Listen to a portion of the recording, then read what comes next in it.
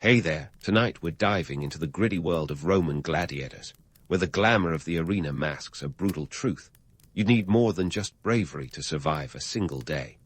If these stories help you unwind, I'd love a quick like or subscribe, but only if they're genuinely working for you. I'm curious where in the world you're listening from, so drop your location and local time in the comments. It's amazing seeing our little community span the globe through these historical tales. Now settle in, maybe turn on some white noise or grab your favorite blanket, and let's drift into tonight's story together. You're lounging on the hard-packed dirt floor of a small cell, the scent of sweat and iron thick in the air. Welcome to the glamorous life of a Roman gladiator, or at least the version they don't show in the movies. Forget the Hollywood sheen of Russell Crowe's chiseled jawline. We're talking real gladiators here, the ones who woke up each day wondering if they'd live to see the next. This isn't some ancient version of American Ninja Warrior where you fall into a pool if you mess up. No, mess up here and it's curtains for you. Let's rewind to where this all started. 264 BCE. Rome was just starting to stretch its legs, and the elites fancied themselves above all that messy Greek democracy business.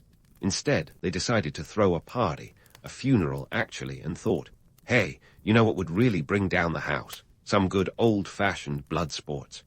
Thus, the first recorded gladiatorial games were born. 3 pairs of slaves were pitted against each other in a brutal exhibition meant to honor the deceased. Because nothing says, rest in peace, like a little bloodshed rite. Fast forward a couple of centuries, and gladiatorial combat has become the Super Bowl of ancient Rome, minus the halftime show and the chips. It's ingrained into the social fabric, a spectacle of life and death that encapsulated the raw power of the Roman state. Rome's leaders, always keen to keep the masses entertained and distracted from the empire's less savory exploits, sponsored these games as a form of panem et circenses, bread and circuses, to keep the populace happy and the political wheels greased. Think of it like reality TV, but instead of getting voted off the island, you might get your head lopped off.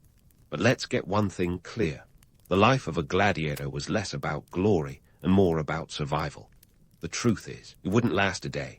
You'd start off as a slave or a criminal, and if you were lucky, yes, lucky, you might be chosen to train in a ludus, a gladiator school. Here, you'd meet your Lannister, the owner and trainer, who'd be more interested in your muscle mass than your astrological sign. The training was grueling, the food was basic, and the accommodations were about as luxurious as a cardboard box. You'd eat, sleep, and breathe combat, honing your skills alongside other poor souls who hoped they'd be the ones with their arms raised at the end of a fight, not clutching their guts. As a gladiator, your weapons were as much a part of your identity as your name. A Murmillo might wield a gladius, a short sword, and carry a shield, while a Retiarius fought with a trident and a net, hoping to ensnare opponents like some ancient fishing enthusiast.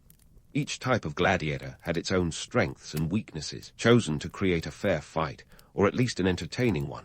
The Romans were nothing if not showmen. And then there was the arena itself, the Colosseum, though its real name was the Flavian Amphitheater, after the dynasty that built it in around 70-80 CE. This architectural marvel could seat 50,000 screaming fans, thirsty for the spectacle of combat. The crowds would bay for blood, their chants echoing off the stone walls as they watched men fight for their lives. It was here that you'd be thrust into the limelight, armed with your weapon of choice and whatever courage you could muster. The stakes were high, and not just for you. Victorious gladiators could earn their freedom, becoming legends in their own right, though this was about as likely as winning the lottery.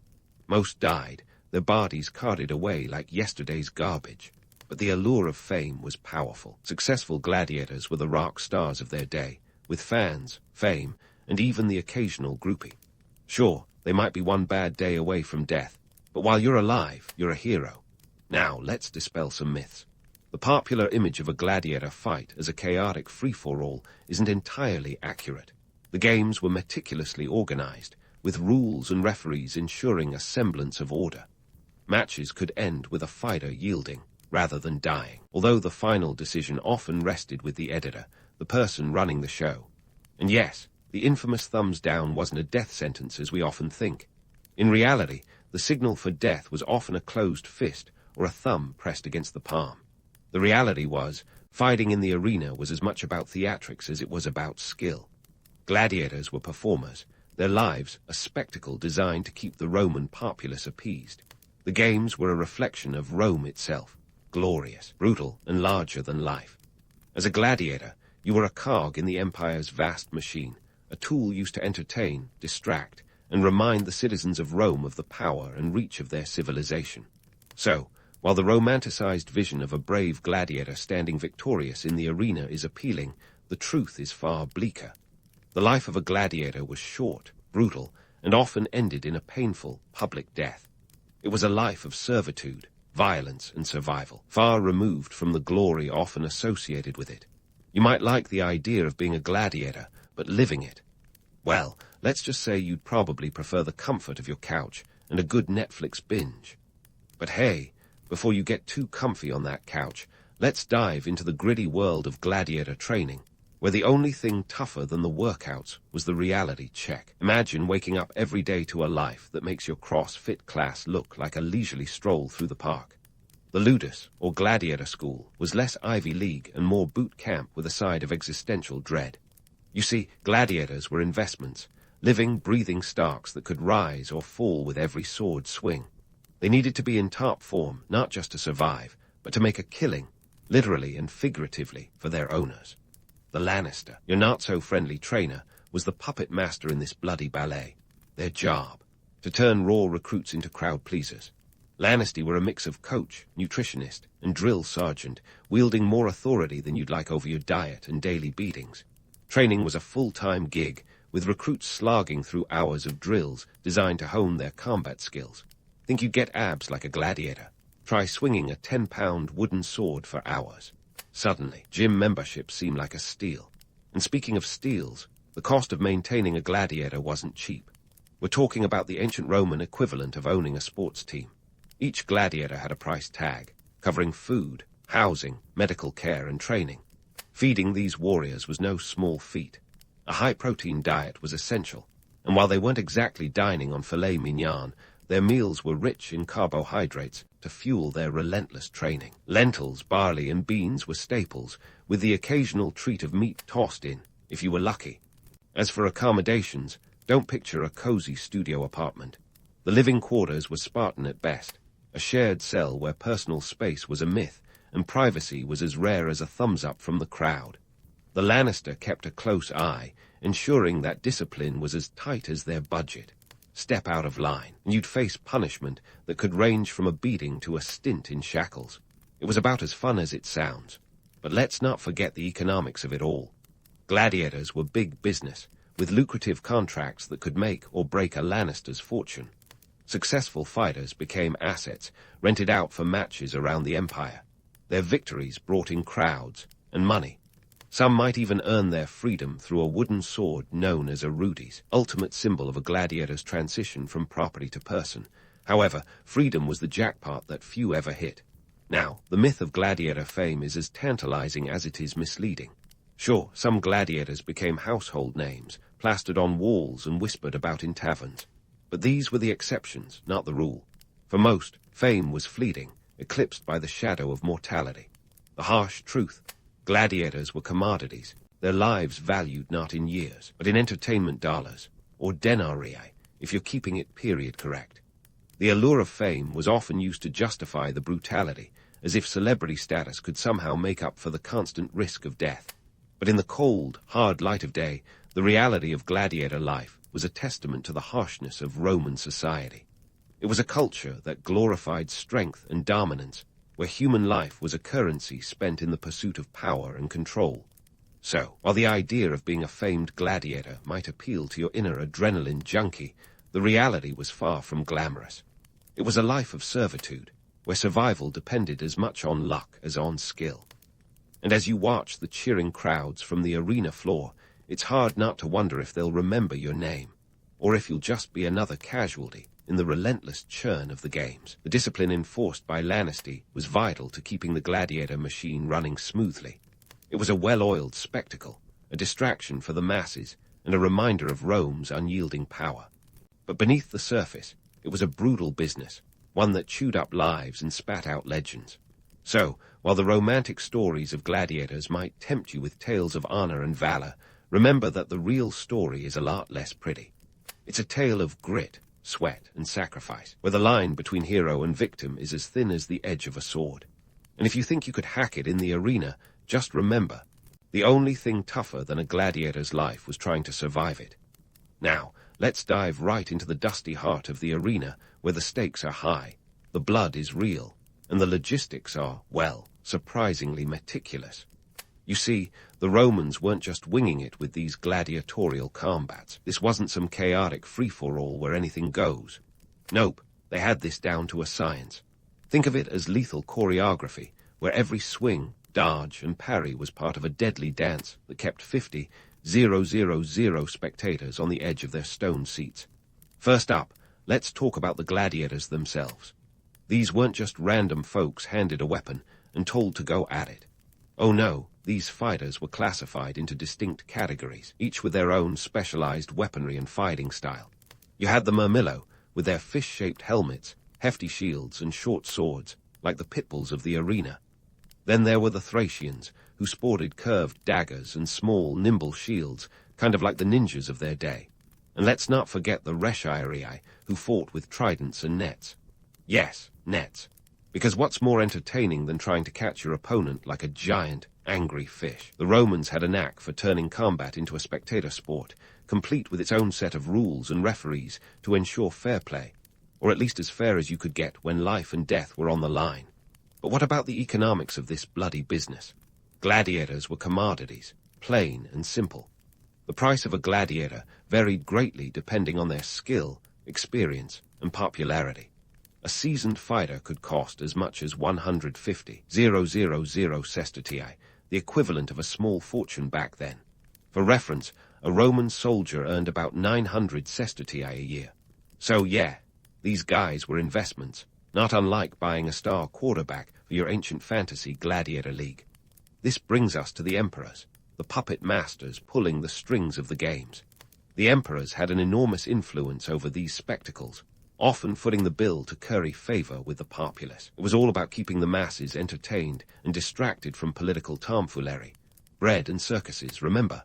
Emperors like Titus and Trajan went all out, hosting games that lasted for days, with hundreds of gladiators fighting to the death. Trajan once put on a show with 10,000 gladiators. Yes, you heard right. 10,000. That's like the Super Bowl, Olympics, and Coachella all rolled into one, minus the overpriced snacks and porta parties. Now let's debunk a favorite myth, the infamous thumbs-up or thumbs-down gesture. Contrary to popular belief, the thumbs-up didn't mean you're good to go, buddy. In fact, the exact meaning of the gesture is still debated. Some sources suggest a thumbs-up meant death, while a thumbs-down indicated mercy. Others argue it was more about the direction or position of the thumb, up, down, or even concealed within the hand. The Romans loved a good enigma, apparently. The logistics of the games were as intricate as they were brutal. Matches were carefully planned, often pitting different types of gladiators against each other to ensure a thrilling spectacle. It was a bit like a chess match, with each piece having its strengths and weaknesses. The Murmillo's strength and armor were balanced against the Rechiarius' speed and reach.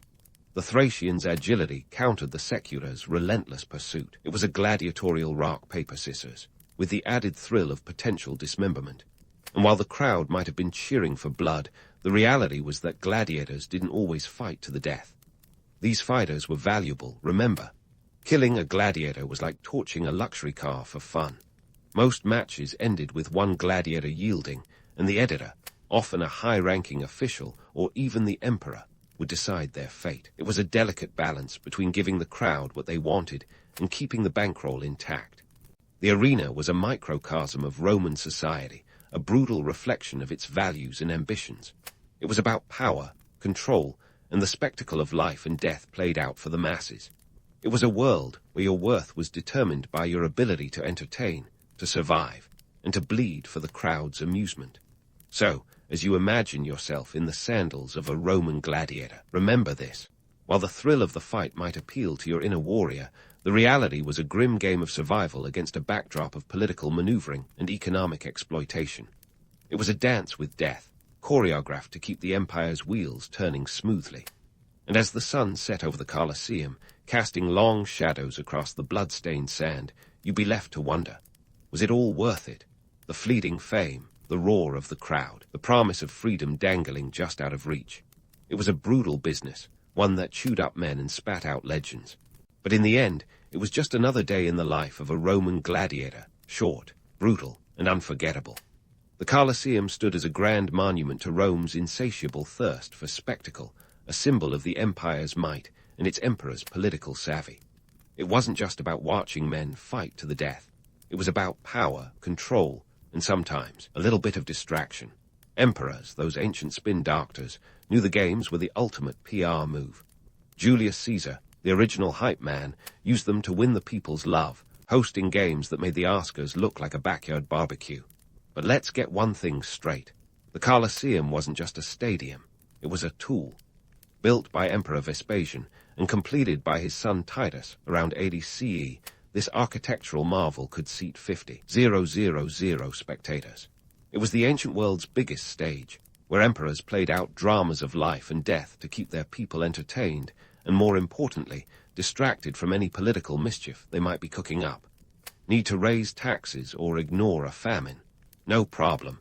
Just throw a few hundred gladiators into the ring. Yet, while emperors reveled in the glory of these games, gladiators themselves were more akin to chess pieces on a blood-stained board. They weren't just entertainers. They were commodities owned, traded, and sometimes sacrificed for the spectacle. Forget the romantic notion of the gladiator as a celebrated hero. Most were enslaved individuals or prisoners of war, their lives valued less than the sand beneath their feet. And let's not gloss over the economics. The cost of the games was staggering. We'll talk about emperors like Trajan, who once staged a 123-day festival featuring 10,000 gladiators and 11,000 wild animals. That's not just a spectacle. That's a logistical nightmare that would make any modern event planner break into a cold sweat. Yet, for the Romans, this was business as usual, a testament to the empire's wealth and the lengths emperors would go to keep their approval ratings high. Societal impact of these games reached far beyond the arena. They were Rome's mass media, a unifying force in a sprawling empire. Citizens of varying classes and backgrounds came together, if only for a few hours, to partake in the collective experience of the games. It was a rare occasion where patricians and plebeians rubbed elbows, bonded by their shared lust for the thrill of the fight. And what about the psychological effects on the spectators? It's easy to dismiss them as bloodthirsty, but there's more to it. The games were a cathartic release, a way to experience the extremes of human emotion in a controlled environment. Watching a gladiator fight was like bungee jumping or skydiving, adrenaline pumping, heart-stopping, but ultimately safe for those in the stands. It was a way to confront fear, death, and bravery without leaving your seat or spilling your wine. As for the gladiators, the psychological toll was immense. Their lives were a constant battle, not just with opponents in the arena, but with the reality of their own expendability. For every revered champion, there were dozens who died nameless. The promise of fame was a carrot dangling just out of reach, a cruel motivator in a world where survival was the exception, not the rule. Yet, despite the grim reality, the allure of the gladiatorial life was undeniable. The possibility of earning freedom, wealth, or even a fleeting moment of glory was enough to drive many to pick up a sword. For those few who did survive and thrive, their stories became legends, tales of grit and tenacity that echoed through taverns and marketplaces. In this way, the games reflected the dual nature of Roman society, brutal yet sophisticated, merciless yet captivating. They were a microcosm of an empire that valued strength and dominance, where life was a spectacle to be controlled and consumed. Emperors used the games not just to entertain, but to reinforce the social hierarchy and remind everyone of the power they wielded. And let's circle back to the emperors, those puppet masters of the arena. They understood the importance of narrative, using the games to shape public perception. A successful set of games could secure an emperor's popularity for years, while a disastrous one could spell political doom. It was a high-stakes gamble, a testament to the delicate balance of power and perception in the Roman world. So, as you ponder the life of a gladiator, remember this. While the allure of the arena was strong, the reality was a grim game of survival, orchestrated by those with much to gain and little to lose.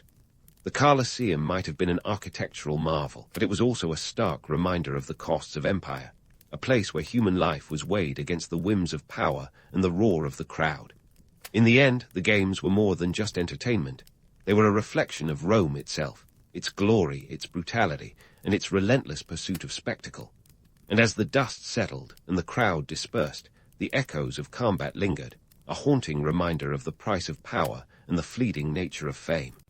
Yet, despite the echoes of combat and the dust settling in the Colosseum, the fascination with gladiatorial games refuses to die. It lingers like a catchy tune stuck in the collective head of humanity, tempting us with the promise of honor, glory, and a good fight, minus the actual risk of losing a limb. The question is, why does this brutal pastime continue to captivate us even today? What is it about the clash of swords and the roar of the crowd that resonates through the ages, from the dusty arenas of ancient Rome to our modern living rooms with HD sports broadcasts? First, let's talk about the sheer spectacle of it all. The Romans, with their penchant for grandiosity, created an experience that was as much about the theater as it was about the combat. Gladiatorial games were the ultimate live-action drama, complete with elaborate set pieces, special effects. Think naval battles staged in a flooded Colosseum. Seriously, they flooded the arena, and a cast of characters that rivaled any blockbuster. In a world without CGI, the Romans made do with real danger and real stakes.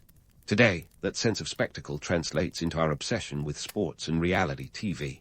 We may not pit warriors against each other in mortal combat, but we love a good showdown, whether it's on the field, in the ring, or on a talent show stage. The thrill of competition, the drama of victory and defeat, and the larger-than-life personalities keep us hooked. But it's more than just spectacle. The image of the gladiator taps into our deep-seated admiration for resilience and defiance. Gladiators were the underdogs, the long shots who defied the odds and sometimes, just sometimes, came out on top. They were ordinary individuals thrust into extraordinary circumstances, fighting not just for survival, but for a chance at redemption. It's a narrative that resonates with us because we love a good comeback story. In a world that often feels unpredictable and unforgiving, the gladiator represents the possibility of overcoming adversity through sheer willpower and grit. It's why we cheer for the underdogs in sports, why Rocky Balboa is a cultural icon, and why we love stories of personal triumph against all odds. And then there's the dark allure of danger, watching gladiatorial games from the safety of the stands, or in today's case, from behind a screen, allows us to flirt with fear without the accompanying risk. It's the same reason we ride roller coasters or watch horror movies, the adrenaline rush of confronting danger in a controlled environment.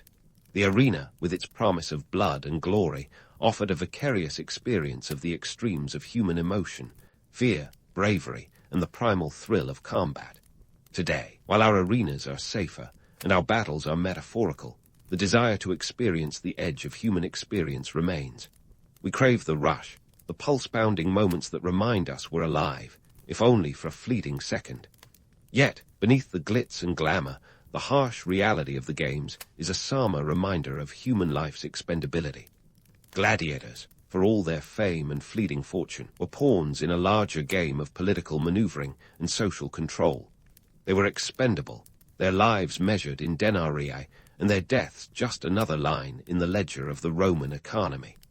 The games were a tool of the state, a way to placate the masses with entertainment while reinforcing the power structures that kept the empire running. In this sense, the legacy of the games serves as a cautionary tale about the costs of entertainment when human lives are reduced to mere commodities. Moreover, the enduring fascination with gladiators speaks volumes about our complex relationship with violence. We may decry the brutality of the past, but the truth is that violence, in one form or another, has always been woven into the fabric of human society. Whether it's the structured violence of sports or the narrative violence of film and literature, it remains a powerful force that shapes our identities, our cultures, and our histories. Gladiatorial games, with their unapologetic rawness, force us to confront this uncomfortable truth about ourselves, that even as we progress, We are captivated by the human capacity for destruction and the stories of those who navigate it. In drawing parallels to modern sports and entertainment, we see that the legacy of gladiatorial games is not confined to the dust of ancient arenas. It lives on in the spectacles we create, the stories we tell, and the heroes we idolize. We may not fight with swords and shields, but the essence of the games, the thrill of competition, the allure of the underdog, and the spectacle of human endurance remains deeply embedded in our culture. Yet, as we romanticize the gladiator's image, a symbol of strength, courage, and rebellion, we must also acknowledge the harsh reality that underpinned their existence. The games were thrilling spectacles, yes, but they were also a stark reminder of the expendability of human life in ancient Rome. They were a reflection of a society that valued power over compassion, dominance over empathy. In remembering the gladiators, we should celebrate their resilience and spirit, but also reflect on the societal structures that allowed such brutality to flourish. So, as we wrap up our journey through the world of Roman gladiators, let's take a moment to appreciate the complexity of their legacy. They were warriors and slaves, heroes and victims, entertainers and exploited individuals. Their stories echo through time, reminding us of the dual nature of humanity, the capacity for both greatness and cruelty. As we look to the past, let us learn from their strength and their struggles, acknowledging both the romance of their legend and the reality of their lives. And in doing so, perhaps we can better understand our own fascination with the spectacle of life and death, even as we strive to create a world where life is valued and celebrated, not merely spent for entertainment. In the 8th century, Europe was like a particularly unruly middle school lunchroom, complete with power struggles, misplaced loyalties, and very questionable fashion choices. The Merovingian kings, ostensibly at the top of this chaotic heap, were more like the substitute teachers nobody took seriously. These guys were called the do-nothing kings, and let's just say that wasn't meant as a compliment. Their reigns were as effective as a chocolate teapot in a desert, full of infighting, weak leadership, and a whole lot of hair. Seriously, they were obsessed with long hair, which they thought gave them some kind of magical royal power. Spoiler alert, it didn't. Enter Pepin the Short, a man with a name that sounds like the punchline to a medieval joke, but who was, in reality, a political mastermind. Forget the height jokes. He stood about 5 feet tall, but his strategic genius towered over his contemporaries. Pepin was the mayor of the palace, a role that was supposed to be subservient to the king, but in practice was more like being the CEO, while the king was the ceremonial figurehead who cut ribbons at mall openings. Pepin had ambitions bigger than his title suggested, and he wasn't shy about it. The Merovingian kings were floundering, and Pepin saw his chance. Why not replace the ineffective line of kings with someone who could actually, rule? He had the muscle, the brains, and perhaps most importantly, the support of the Pope. Yes, the Pope himself, Stephen Roman II, who was also not thrilled with the current state of affairs. You see, the papacy was dealing with its own set of bullies, namely the Lombards, who were causing all sorts of trouble in Italy. Stephen needed a protector, and Pepin needed legitimacy. Pepin's plan was simple.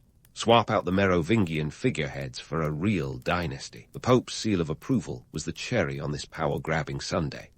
In 751, Pepin executed what was effectively a medieval coup d'etat. He politely but firmly deposed King Childeric Roman III, the last Merovingian king, who was then shipped off to a monastery, a sort of medieval version of early retirement.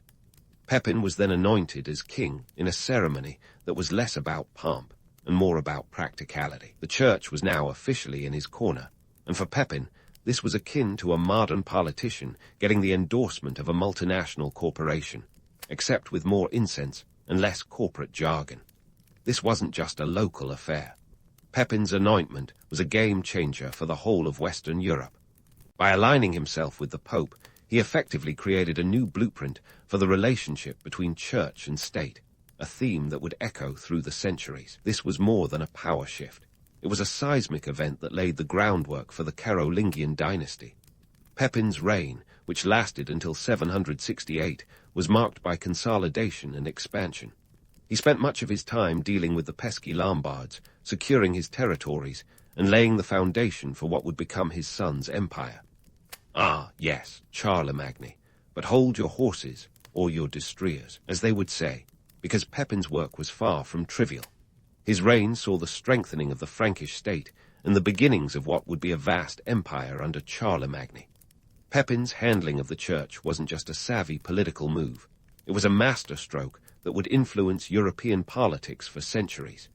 This was a world where power was as much about divine right as it was about military might, and Pepin understood this duality perfectly. Despite his relatively short reign of 17 years, Pepin managed to set the table for his son to feast on a continental banquet. When he died in September 768, he left behind a kingdom that was stronger, more centralized, and ready for greatness. His two sons, Charlemagne and Carloman, inherited the kingdom, and what followed was a bit like an epic family drama with swords. But that's a story for another time. Pepin's legacy wasn't just about the lands he controlled or the battles he won. It was about the strategic alliances he forged and the political acumen he demonstrated, a legacy that would echo through the halls of history long after his time. So, next time you think about the medieval era, spare a thought for Pepin the Short, the man who turned the tide for the Franks and set the stage for one of history's most legendary emperors. He may have been short in stature, but his impact was nothing short of monumental. Charlemagne, or Charles the Great if you're feeling formal, took the reins of an empire that was already galloping toward greatness, thanks to his dad, Pepin the Short. Charles wasn't the kind of leader who'd sit around waiting for things to happen. Nope, his idea of management was more about conquest than committee meetings. When Charlemagne and his brother Carloman inherited the Frankish kingdom in 768, it was like having two chefs in one medieval kitchen. Spoiler alert, sibling rivalry and power struggles ensued. Carloman's untimely death in 771 conveniently left Charlemagne with the whole pie, and boy, did he feast on it. First on his to-do list, expand like there's no tomorrow. Charlemagne's reign was marked by a series of military campaigns that make modern-day corporate mergers look like child's play. His 30-year campaign against the Saxons was the medieval equivalent of a never-ending road trip with no GPS, grueling, unpredictable, and full of detours. The Saxons were a bunch of fiercely independent tribes in what's now northern Germany, and they weren't exactly rolling out the welcome mat. But Charlemagne wasn't deterred by a little resistance.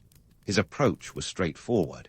If you won't join us, we'll just keep coming back until you do. This campaign wasn't just about land. It was a cultural and religious crusade. Charlemagne was determined to convert the pagan Saxons to Christianity, by persuasion if possible, by force if necessary. Imagine the local Saxon chieftain's surprise when Charlemagne showed up not just with an army, but with priests in tow. The Saxons, however, proved to be tenacious adversaries. The campaign dragged on for 3 decades, with Charlemagne employing a mix of military might and shrewd diplomacy. In 782, during the infamous massacre of Verdun, Charlemagne ordered the execution of 500 Saxon rebels. Not exactly a PR win, but it sent a clear message. Resistance was futile. While Charlemagne was busy dealing with the Saxons, he had his eyes on Italy. The Lombards were causing a ruckus, and Charlemagne wasn't having any of it. In 774, he crossed the Alps, no small feat considering the lack of decent hiking boots, and took the Lombard crown, adding King of the Lombards to his growing list of titles. The takeover wasn't just about expanding his real estate portfolio.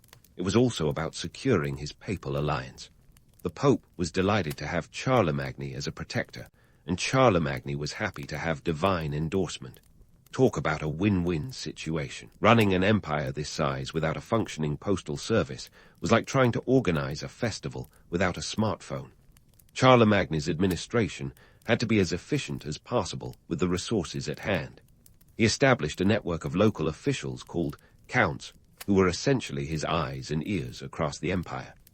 These guys were tasked with collecting taxes, enforcing laws, and generally keeping things from descending into chaos. It was a system that relied heavily on personal loyalty and the threat of Charlemagne's displeasure, which, given his track record, was a pretty potent motivator. The economic realities of ruling such a vast empire were daunting. Charlemagne's realm stretched from the Pyrenees to the North Sea and from the Atlantic to the Danube. To keep the wheels turning, Charlemagne needed a steady flow of resources. Spoiler: the medieval economy wasn't exactly booming. Agriculture was the backbone, and taxes were often gathered in the form of grain, livestock, or labor. The silver denarius was the currency of choice, but its actual value varied more than a modern stock market. Let's just say that managing this kind of economy required the patience of a saint and the creativity of an artist. Despite these challenges, Charlemagne's reign was a period of relative stability and prosperity. His administration fostered trade, encouraged learning, and promoted the arts. Monasteries became centers of education, preserving classical texts and producing new ones. Charlemagne himself was no scholar. He reportedly struggled with writing, but he was a champion of education, and his court became a magnet for scholars and artists. This cultural revival, known as the Carolingian Renaissance, laid the groundwork for the intellectual flowering of the High Middle Ages. Charlemagne was a complex figure, part warrior, part statesman, part rock star of the medieval world. He managed to juggle the demands of being a conqueror and a ruler with aplomb. His legacy is a mix of grandeur and grit, with stories that range from the heroic to the downright brutal. He was a man of contradictions, embodying both the romance of chivalry and the harsh realities of medieval warfare. The empire he built would not survive intact after his death, but his influence would echo through the centuries, shaping the course of European history. As we wrap up this chapter of Charlemagne's epic saga, keep in mind that there's much more to explore. From his crowning as Emperor of the Romans to his impact on European governance, Charlemagne's story isn't over just yet. So, hold onto your helmets, because the journey through history is just getting started. And speaking of Charlemagne's story not being over, let's dive into the man's administrative chops. Picture this. Charlemagne's empire was essentially the medieval equivalent of a sprawling corporation, call it Frankish Inc., if you will. Running it required a system that was less about TPS reports and more about Vulgate and missile reports. The Frankish king wasn't just a conqueror. He was a medieval micromanager. He implemented a system of governance that would make even the most seasoned corporate manager break into a cold sweat. The key to Charlemagne's administration was his use of the missi dominii, a pair of officials, one secular, one ecclesiastical, who acted as royal inspectors, or in modern terms, his regional managers. These guys traveled in pairs across the empire, making sure the counts and local officials weren't embezzling taxes or letting roads fall into disrepair. They were authorized to hold court, settle disputes, and generally ensure that Charlemagne's commandments were being carried out. It was like sending a couple of HR reps to do surprise audits, only with more Latin and fewer PowerPoint presentations. Charlemagne's court at Aachen was supposed to be the crown jewel of his administrative brilliance, but let's not romanticize it too much. It wasn't exactly Versailles. Aachen was more a construction zone than a cultural mecca. Yes, it was the center of his empire, but center is a relative term when your empire spans from the Pyrenees to the Danube. Aachen was strategically chosen for its hot springs, which Charlemagne adored. Who needs a spa weekend when you can own the spa? However, the reality was less opulent and more drafty. Imagine trying to govern an empire while dealing with a leaky roof and the ever-present chill of medieval architecture. Now, onto the Carolingian Renaissance, one of history's most glorified rebranding campaigns. It sounds grand, doesn't it? But let's be real. This wasn't the Renaissance of Leonardo and Michelangelo. It was more like a Renaissance light, where the goal was to revive literacy and learning among the clergy and nobility. Charlemagne, despite being no scholar himself, understood the power of education. He initiated reforms to improve the quality of clergy, who were often less literate than the sheep they shepherded.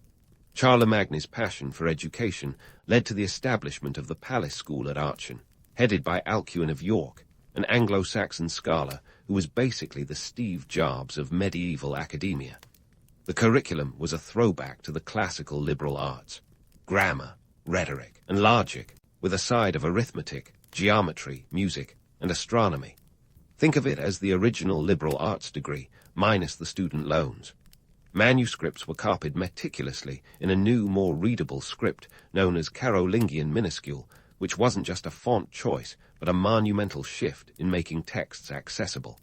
This wasn't just about preserving ancient knowledge. It was about making sure the next generation of leaders could actually read the laws they were supposed to enforce. Charlemagne's legal reforms were another feather in his imperial cap. The man loved a good law as much as he loved a good conquest. His capitularies, essentially legislative acts, were aimed at organizing the chaos of local customs into a more coherent legal system. Think of them as medieval FAQs for governance, clarifying everything from military obligations to moral conduct.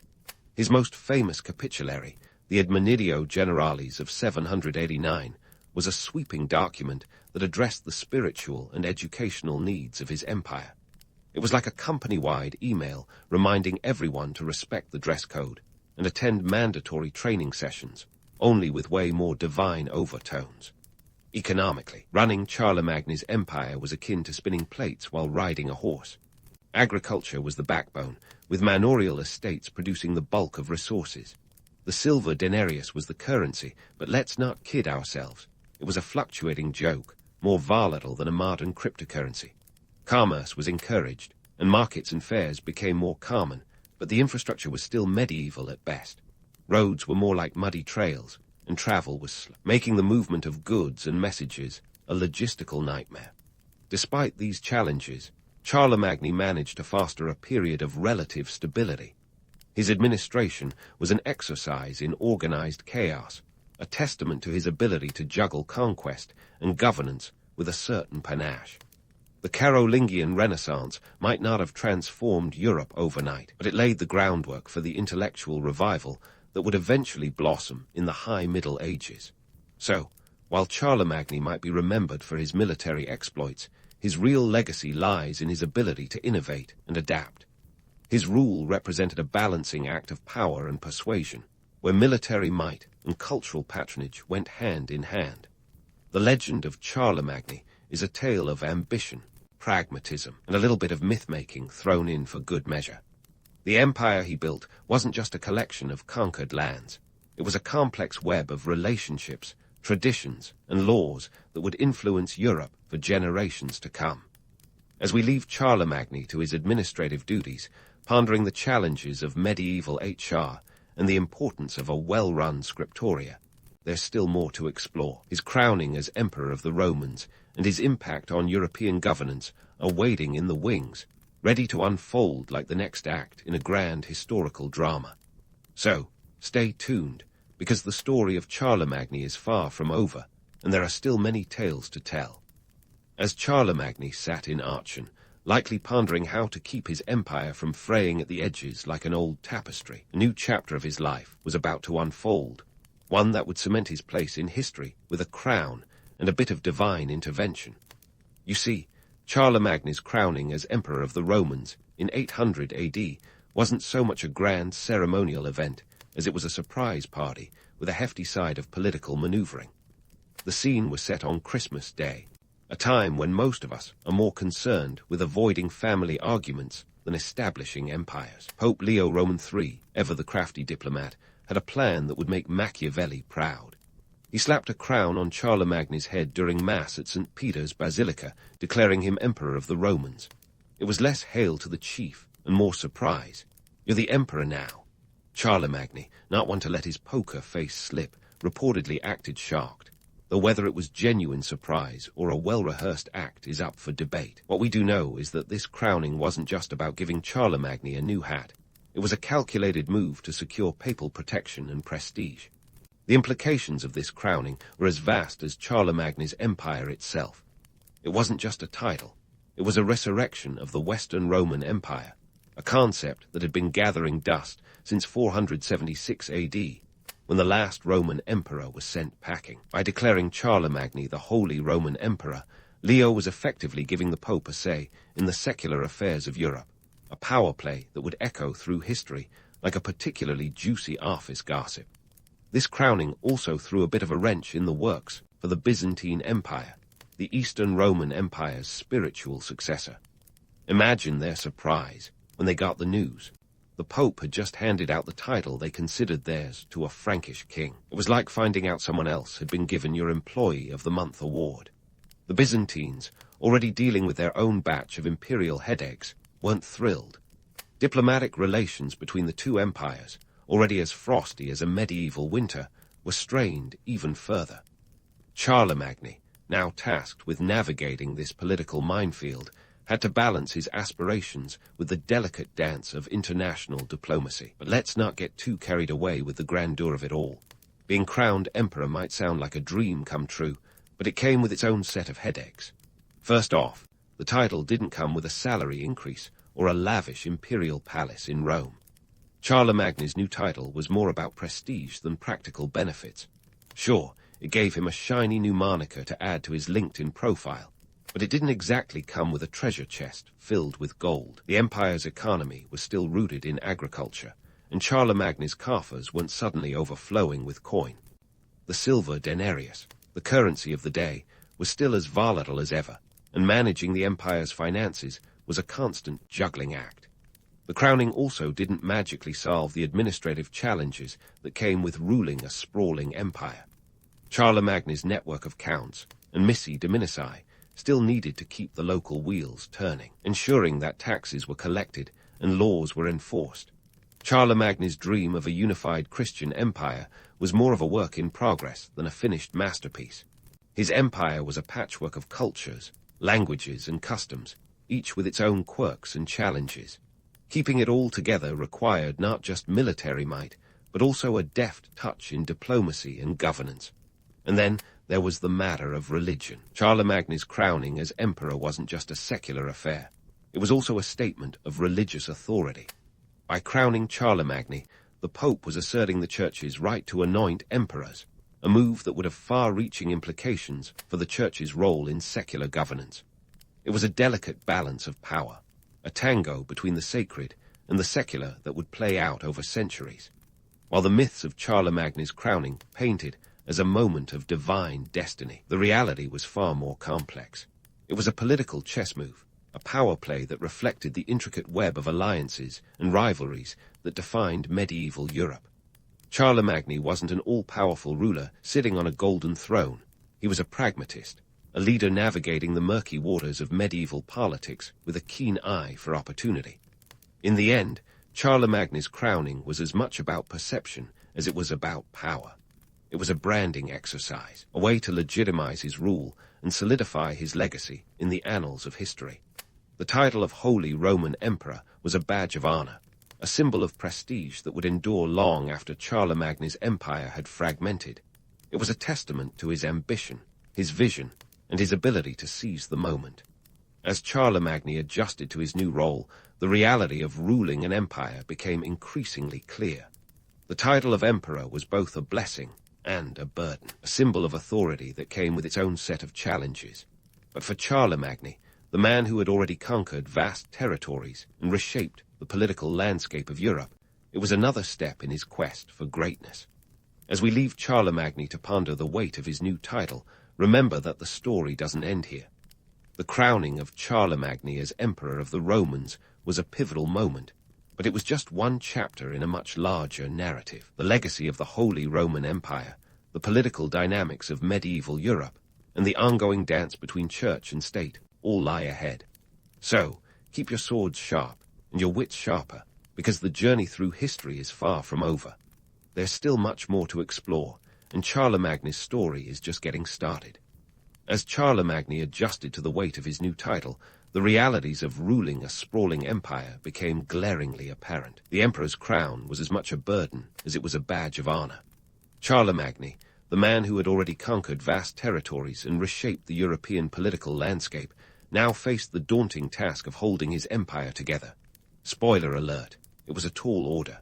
The empire he had painstakingly built was like a Jenga tower, impressive but precarious, and one wrong move could bring it all tumbling down. Let's fast forward to the end of Charlemagne's life, when the empire's stability was as shaky as a medieval bridge. By the time Charlemagne died in 814, he'd ruled for 46 years, making him the medieval equivalent of a long-serving CEO. But this wasn't any ordinary company he was leaving behind. It was a sprawling empire with cultural diversity that would make a modern HR department sweat. His death set off a chain of events that would eventually lead to the division of his empire. a development as inevitable as the end of a long binge-watch session. Charlemagne's son, Louis the Pious, inherited the empire, but let's just say his nickname wasn't exactly a ringing endorsement of his leadership skills. Louis was a man more suited to monastic life than imperial governance, and his reign was marked by family squabbles and power struggles. Imagine a medieval soap opera with less glamour and more chainmail. Louis's attempts to divide the empire among his sons led to the Treaty of Verdun in 843, which split the empire into three parts: West Francia, East Francia, and Lotharingia. It was like dividing a pie among bickering siblings. Nobody was really happy, and everyone felt shortchanged. This division marked the beginning of the end for Carolingian power. The empire's fragmentation was as predictable as a plot twist in a B-movie. Without Charlemagne's strong leadership, the empire was like a ship without a captain, drifting through turbulent seas. Internal divisions were compounded by external threats, with Vikings, Magyars, and Saracens all taking advantage of the empire's weakened state. The once mighty Carolingian Empire was now a shadow of its former self, a testament to the harsh realities of medieval politics. But let's not entirely blame poor Louis. The truth is, Charlemagne's empire was always more of a patchwork quilt than a seamless tapestry. It was held together by his personal charisma and military prowess, not by a robust institutional framework. Charlemagne's legacy was a double-edged sword, a blend of myth and reality that continues to captivate historians and romantics alike. On one hand, he was the father of Europe, a title that evokes images of unity and strength. On the other hand, the reality was far messier, a tale of ambition and overreach that ultimately led to fragmentation. The romanticized image of Charlemagne as a unifying force is, in part, a product of medieval propaganda. The Church had a vested interest in portraying him as a champion of Christendom, a narrative that conveniently glossed over the complexities of his reign. Stories of Charlemagne's exploits, like the epic Song of Roland, painted him as a chivalrous hero, a medieval superhero complete with a trusty sword and a noble steed. But let's not forget the darker episodes, like the massacre of Verdun, where Charlemagne's methods were as ruthless as they were effective. The myth of Charlemagne is a blend of fact and fiction, an enduring testament to the power of narrative in shaping historical legacy. Fast forward to today, and Charlemagne's myth still looms large. His name graces everything from educational institutions to awards in the European Union. The Charlemagne Prize, awarded to those who have contributed to European unity, reflects the enduring appeal of his legacy. But let's be real. The actual Charlemagne was more complex than any single narrative can capture. His story is a reminder that history is not just a collection of dates and events, but a tapestry of human ambition, folly, and resilience. Charlemagne's influence on European governance is also worth noting. His administrative innovations, like the use of the missi dominicii, laid the groundwork for modern statecraft. The Carolingian Renaissance, despite its limitations, sparked a revival of learning that would eventually bear fruit in the High Middle Ages. Charlemagne's reign was a balancing act of power and persuasion, a dance between conquest and culture that left an indelible mark on European history. As we wrap up this journey through Charlemagne's legacy, let's remember that history is as much about the stories we tell as it is about the facts we uncover. Charlemagne's empire may have crumbled, but his myth endures, a testament to the enduring power of narrative. The tale of Charlemagne is a reminder that legends are born not just from deeds, but from the stories we weave around them. So here's to Charlemagne, the conqueror, the emperor, the myth, and the enduring enigma of medieval Europe. If Eleanor Roosevelt were alive today, she might just be the poster child for Awkward Teens Anonymous. Born on October 11, 1884, into a family that practically screamed old money. Eleanor was the niece of President Theodore Roosevelt and granddaughter of railroad tycoon Cornelius Roosevelt. The family fortune was as colossal as the Gilded Age estates they called home. But here's the kicker. All that wealth did little to cushion Eleanor from the social anxiety that haunted her like a Victorian ghost at a séance. Eleanor's childhood was a blend of privilege and pathos. Her father, Elliot Roosevelt, was charming but self-destructive, with a penchant for alcohol that would make even Scott Fitzgerald blush. And her mother, Anna Hall Roosevelt, well, she was the kind of beauty that could launch 1,000 ships, and probably the anti-anxiety pills that Eleanor would have needed if they'd existed back then. Anna wasn't one to dole out hugs and I love yous like candy. Instead, she called Eleanor Granny for her serious demeanor, a nickname that did wonders for Eleanor's self-esteem. Tragedy, like an uninvited house guest, knocked early at Eleanor's door. When she was just 8, her mother succumbed to diphtheria, a bacterial infection that was the 19th century equivalent of a terrifying monster under the bed. Her father followed suit 2 years later, after a bout with delirium tremens, leaving Eleanor effectively orphaned by age 10. It's the kind of Dickensian setup that would make even Oliver twist paws for a moment of silence. Eleanor was shipped off to live with her grandmother, Mary Ludlow Hall, in Tivoli, New York. Now, living with Grandma Mary wasn't exactly a walk in Central Park. The old lady ran her house with the iron fist of a mid-level bureaucrat, and the environment was about as warm as a New York winter. But it was there, amidst the stiff upper lips and high society's lofty expectations, that Eleanor began to cultivate her resilience, the kind of resilience that would one day turn her into a political powerhouse.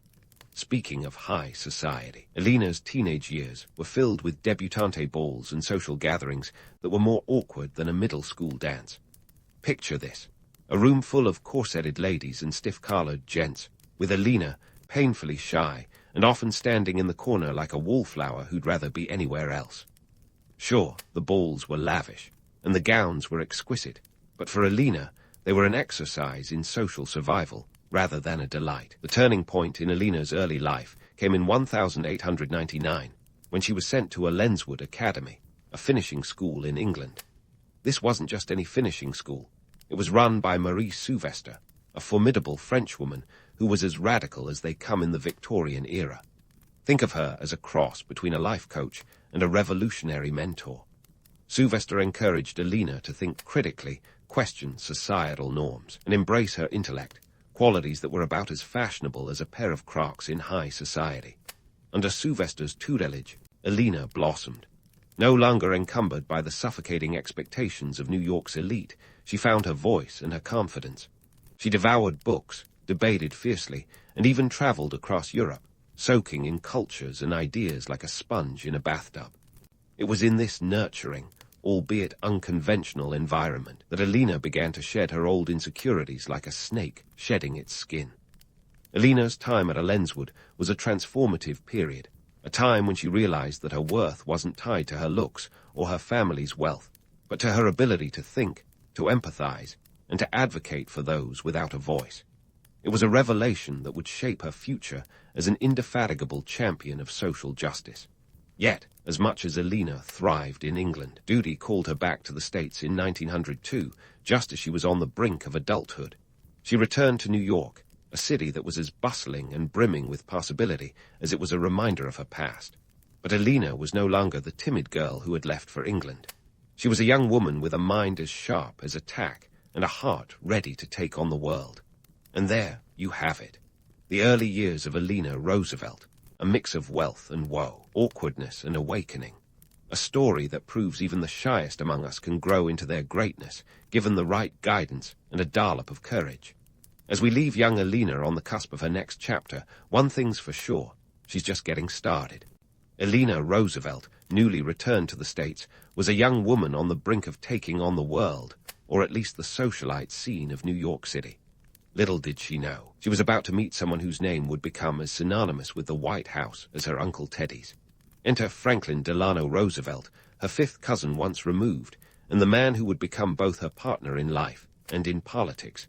These two met on a train, of all places, which is about as romantic as a modern-day Tinder swipe.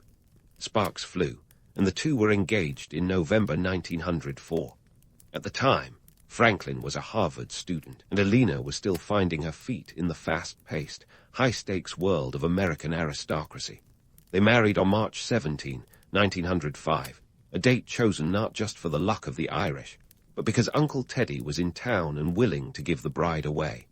Talk about presidential perks. Their marriage was a curious blend of dynastic duty and personal challenges. Franklin, with his booming voice and infectious optimism, was the golden boy with political ambitions as big as his smile. Eleanor, on the other hand, brought a quiet strength and an empathy that seemed to grow with each passing year. Together, they were poised to become the ultimate power couple, but not without their fair share of trials. Now, let's tackle one of the juiciest tidbits about their marriage. It was far from conventional. Eleanor discovered in 1918 that Franklin had been having an affair with her social secretary, Lucy Mercer. The revelation was like a thunderbolt, shattering the facade of their marriage. But here's the twist. Instead of throwing in the towel, Eleanor and Franklin struck a deal. Divorce was off the table, both for political reasons and for the kids' sake. Instead, they reimagined their marriage, morphing it into a partnership that was part alliance, part co-parenting arrangement, and part political powerhouse. This open relationship might sound shocking, but in the world of early 20th century American politics, it was about as surprising as a rainstorm in Seattle. Many political marriages of the time had similar arrangements, but Franklin and Eleanor's was perhaps the most scrutinized, given their prominence. Eleanor channeled her heartbreak into activism, carving out a role for herself that was unprecedented for a First Lady. Fast forward to 1933, and Eleanor found herself in the role of First Lady, just as the Great Depression was hitting America harder than a heavyweight champ. With roughly 15 million people unemployed and an economy in freefall, the nation needed a dose of empathy, and Eleanor was there to deliver. She redefined the position of First Lady with her relentless activism. While Franklin was busy with the New Deal, Eleanor was out there shaking hands, visiting impoverished communities and listening to the struggles of everyday Americans. Eleanor was a First Lady like no other, with a work ethic that would put even the most dedicated CEO to shame. She traveled over 40,000 miles in her first year alone, more mileage than some airlines rack up in a month. She visited coal mines, factories, and rural towns, engaging with people who felt abandoned by government and society. Her mission was simple: to bring the plight of the common man to the forefront of the national conversation. She acted as FDR's eyes and ears, a role that was both a privilege and a burden. And yet, despite her tireless work, Eleanor was not immune to criticism. The press was relentless, often focusing more on her physical appearance than her policies. But Eleanor, in true Roosevelt fashion, met these challenges head-on. She refused to be confined to the decorative, ceremonial role traditionally assigned to First Ladies. Instead, she used her platform to champion causes like civil rights, women's rights, and youth employment. She held more than 348 press conferences during her time as First Lady, a number that's impressive even by today's standards. The Great Depression was a time of immense hardship, but it was also a period of profound transformation for Eleanor. She became a voice for the voiceless, advocating for the downtrodden and marginalized. She had an uncanny ability to connect with people across socioeconomic divides, a skill honed through years of overcoming her own insecurities. Her empathy was not just a political tool, it was a genuine reflection of her desire to make the world a better place. But let's not sugarcoat things. Eleanor's journey to becoming a beloved public figure was littered with hurdles. She battled self-doubt and criticism, both from the public and from within her own family. Her relationship with her mother-in-law, Sarah Delano Roosevelt, was famously fraught, with Sarah wielding more control over the Roosevelt household than Eleanor might have liked. Imagine having your mother-in-law choose your wallpaper and then criticize your choice of activism. It was that kind of dynamic. And then there was Franklin's health. Stricken with polio in 1921, he was often confined to a wheelchair, though the public was largely unaware due to the media's gentleman's agreement to keep such images out of the papers. This left Eleanor to pick up the slack, often acting as his surrogate in public appearances. Her role as Franklin's stand-in only solidified her status as a political force in her own right. Eleanor's time as First Lady was transformative not just for her, but for the role itself. She turned the White House into the nation's empathy headquarters, a place where the concerns of the average American could be voiced and, hopefully, addressed. Her tenure marked a shift in how First Ladies could engage with the public, setting a precedent for future generations. As Eleanor navigated the treacherous waters of politics and societal expectations, she became an emblem of resilience. Her story is one of reinvention, of turning personal challenges into platforms for advocacy, and of using her position not just to stand beside her husband, but alongside the American people. The Great Depression may have tested the fabric of American society, but it also revealed Eleanor's strength in ways that continue to inspire. And so, as we leave Eleanor amidst the tumult of the 1930s, we see her not just as Franklin's wife, but as a formidable figure in her own right, a woman whose legacy would continue to unfold in the chapters to come. As the 1930s rolled into the chaos of World War II, Eleanor Roosevelt swapped her First Lady hat for a hard hat. Figuratively, of course, because even in wartime, fashion faux pas were a no-go. The world was on fire, and Eleanor wasn't about to sit back with her knitting needles. She was ready to roll up her sleeves and dive headfirst into the geopolitical pool, even if the pool was filled with sharks who thought a woman's place was anywhere but the negotiation table. Let's set the scene. It's 1941, and America is trying to avoid getting entangled in the global conflict that was already turning Europe into a historical reenactment of Dante's Inferno. But then Pearl Harbor happened, and just like that, the U.S. was in the thick of it. Eleanor, never one to shy away from a challenge, saw this as an opportunity to leverage her role in a way no First Lady had before. She transformed her public persona from domestic figurehead to international powerhouse, like the superheroine we never knew we needed. Eleanor's radio broadcasts and public speeches became a staple of wartime America. She was the voice that reached into living rooms across the nation, offering a blend of empathy and resolve that was as comforting as a hot cup of cocoa on a cold night. Her radio program, Eleanor Roosevelt's Own, was a platform where she addressed everything from rationing to the importance of civil rights, even under the shadow of war. Now, here's a mind-bender for you.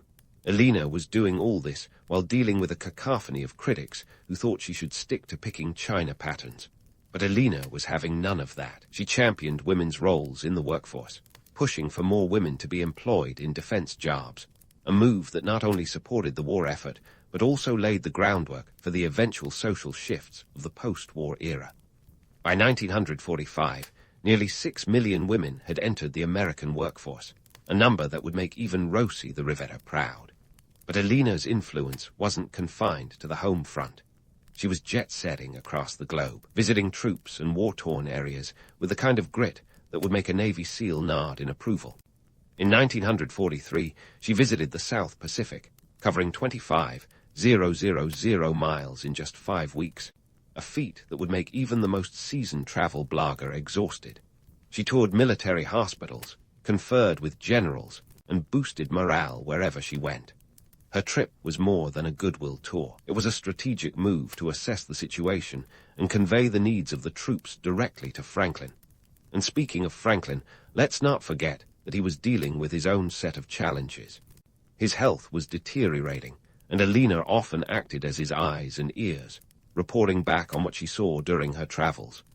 The dynamic duo, despite their personal trials, were a political force to be reckoned with, navigating the wartime landscape with a deftness that would put a chess grandmaster to shame. As the war dragged on, Eleanor's focus shifted to what would come after the guns fell silent. She was already thinking about peace and the role America would play in shaping the post-war world. In 1945, Franklin passed away, leaving Eleanor to grapple with both personal loss and the weight of his legacy. But in true Eleanor fashion, she didn't retreat into the shadows. Instead, she stepped into the light, ready to tackle her next big adventure, the United Nations. In December 1945, President Harry Truman appointed Eleanor as a delegate to the United Nations General Assembly. This was a time when the idea of a woman in such a high-profile role was about as common as a unicorn sighting. But Eleanor was no ordinary woman. She took on the challenge with her characteristic vigor, becoming the chair of the UN Commission on Human Rights. Her mission: to draft the Universal Declaration of Human Rights, a document that would become the cornerstone of international human rights law. Drafting the declaration was no walk in the park. It was more like a marathon through a minefield of political tensions and ideological divides. But Eleanor was determined to see it through. working tirelessly to build consensus among a diverse group of delegates. The result was a document that proclaimed the inalienable rights of every human being, an achievement that still resonates in our globally connected world. Eleanor's work at the UN was a testament to her belief in the power of diplomacy and dialogue. She famously said, "It is not enough to talk about peace. One must believe in it. And it isn't enough to believe in it. One must work at it."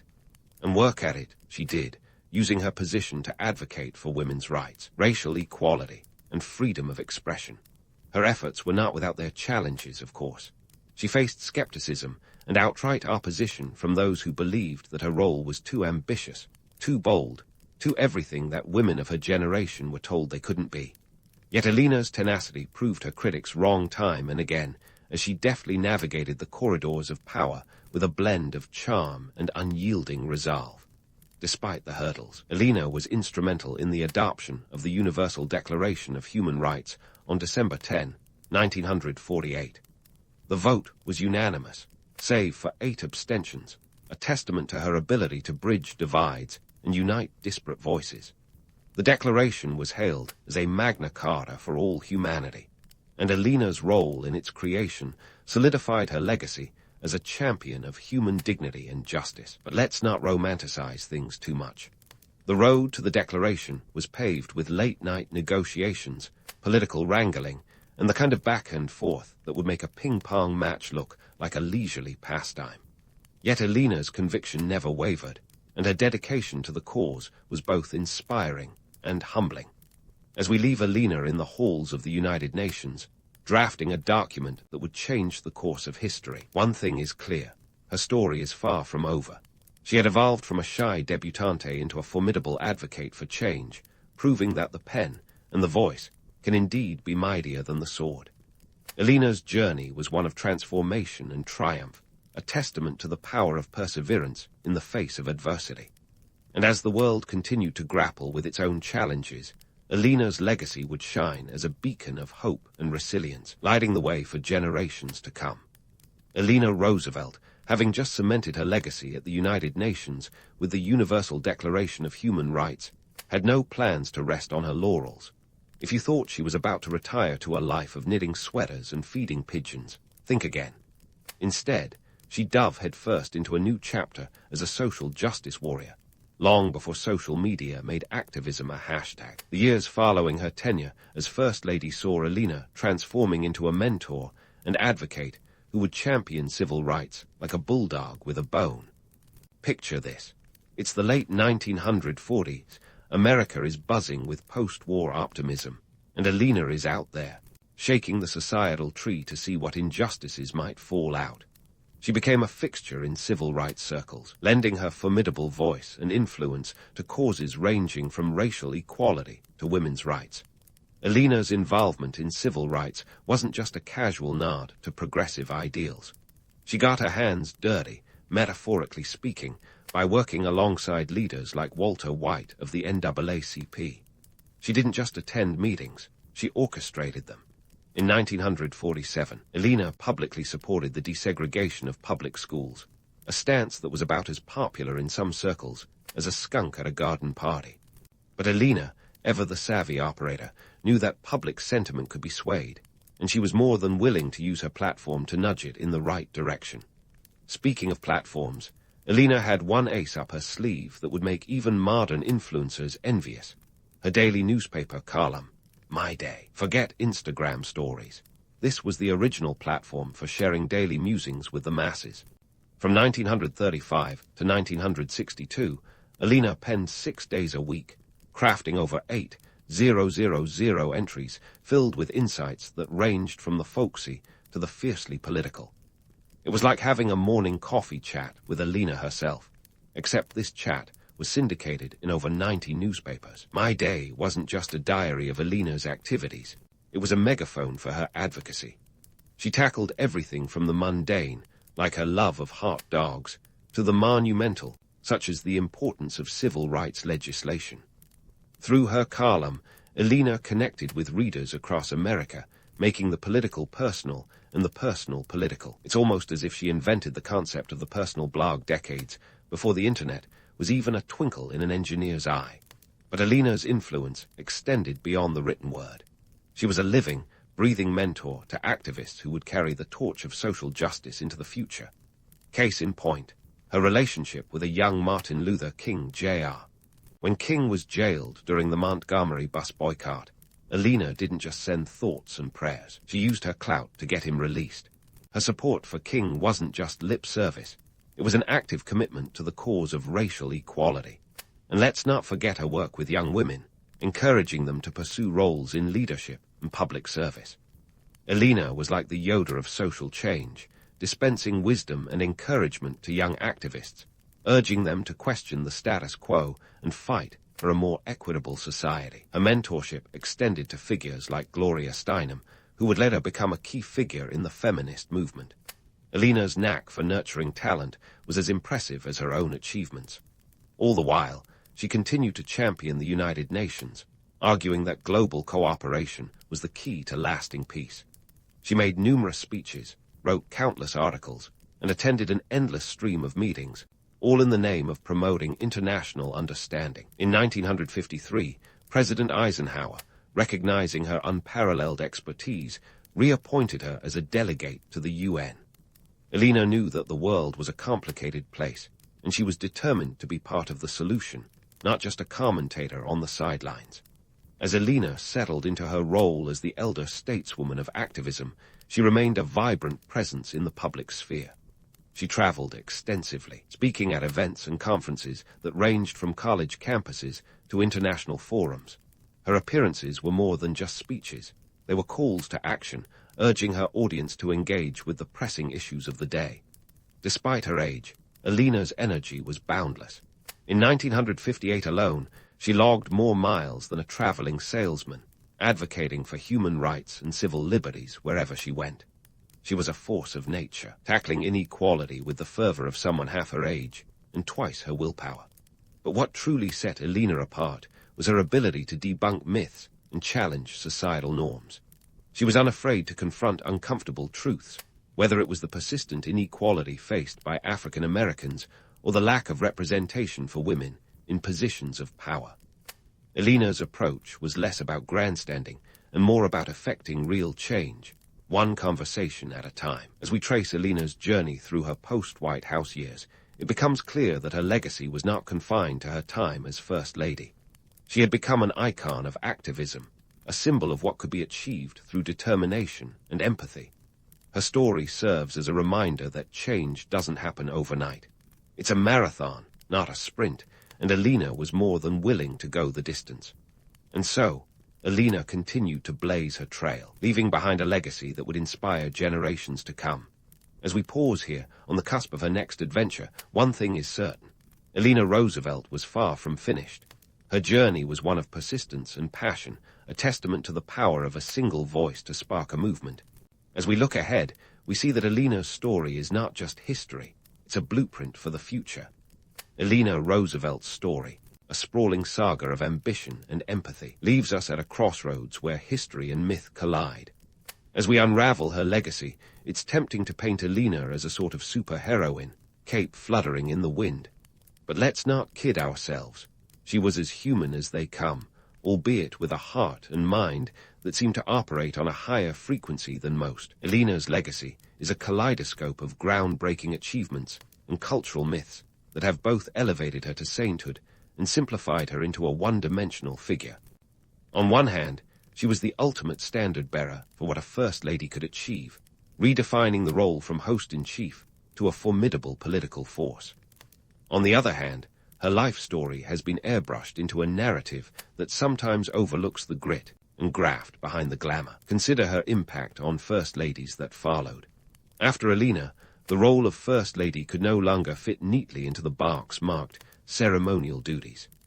She set a precedent that would inspire figures like Jacqueline Kennedy, who brought cultural sophistication to the White House, and Michelle Obama, who wielded her platform to advocate for public health and education. Eleanor's influence is a cautionary tale to anyone who assumes the role is purely ornamental. But let's not get swept away by the romance of it all. Eleanor faced more barriers than a marathon runner in a hurdle race. Her activism was often downplayed, dismissed as meddlesome or unnecessarily bold. And remember, she was doing all this at a time when women were expected to be seen, not heard. Yet Eleanor, with her tireless spirit, refused to be silenced, even when critics threw shade like confetti at a ticker-tape parade. Her life was not without contradictions. Eleanor's progressive stance on civil rights, for instance, was revolutionary, yet she navigated an era when deeply ingrained racial prejudices were as American as apple pie. She championed racial equality, but her approach was often cautious, as she balanced her ideals with the harsh political realities of the time. Some saw her as a beacon of progress, while others criticized her for not pushing harder, faster. Eleanor's relationship with Franklin, too, has been romanticized into a partnership of political equals, yet it was far more complex.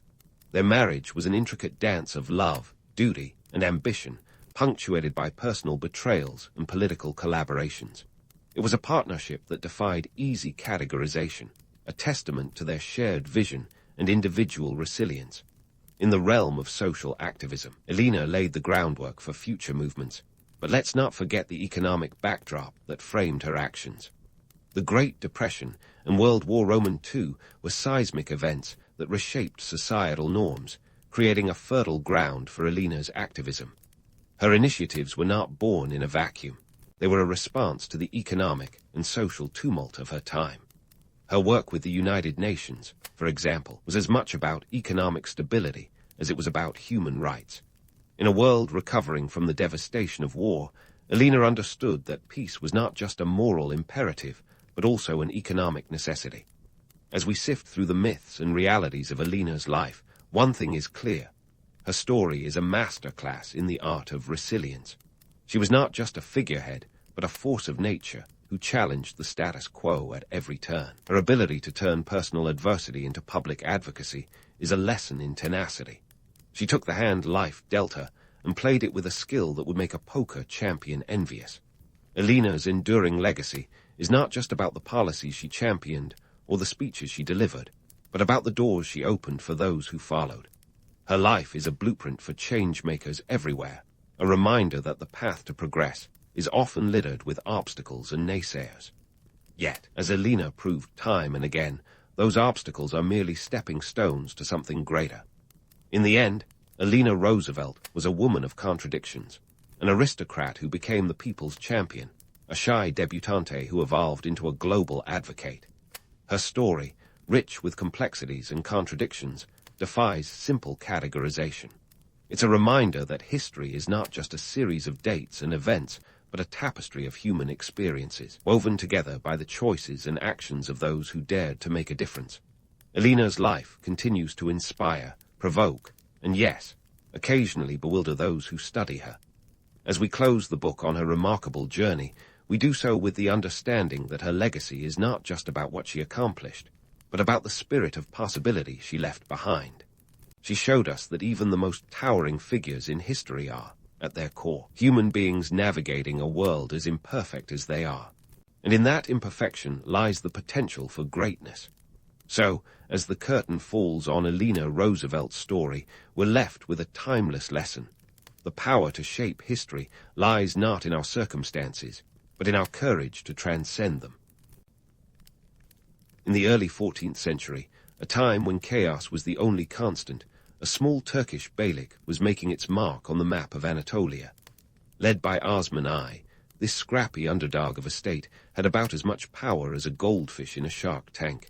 Yet somehow, against the odds, and without the benefit of a genie or a magic carpet, it began to lay the groundwork for what would eventually tower over the world as the Ottoman Empire. Now, before you start picturing Osman as some kind of medieval Tony Stark with an empire-building blueprint, let's set the record straight. The reality was far from glamorous. Post-Mongol Anatolia was a buffet of chaos with a side of disorder. Just a few decades earlier, the Mongols had stormed through the region like a freight train, leaving behind a landscape that resembled the aftermath of a college dorm party. Scattered, unpredictable, and a bit sticky. Local powers were left scrambling to pick up the pieces, each trying to carve out their own little slice of dominion. It was into this mess that young Osman stepped, armed with little more than ambition, a knack for opportunism, and a handful of followers who likely had more enthusiasm than actual weapons. Osman's rise was less about grand battles and more about clever strategies. The Byzantine Empire, once the ruling rock star of the region, was now more like an aging band struggling to remember their own hit songs. Their political structure was a tangled mess, their economy was teetering like a Jenga tower, and their military was stretched thinner than a hipster's jeans. Osman saw these vulnerabilities and thought, why not turn their misfortune into my fortune? Essentially, Osman was the guy who sparks the loose thread on your sweater and yanks it until you're left holding a pile of yarn. The Ottomans didn't have the luxury of vast armies or overflowing coffers. They had to be craftier than a fox in a chicken coop. Osman's strategy involved a mix of diplomacy, marriage alliances, and a bit of good old-fashioned raiding. But let's not pretend it was all sunshine and roses. These early conquests were more about survival than glory. The Ottoman forces were fewer in number than the attendees at a 6 a.m. college lecture, so they relied on quick, decisive strikes rather than prolonged battles. And then there's the curious tale of Osman's dream. Legend has it that Osman once dreamt of a moon rising from the chest of a holy man and settling into his own chest. From there, a tree supposedly sprang forth from his navel, expanding to cover the earth.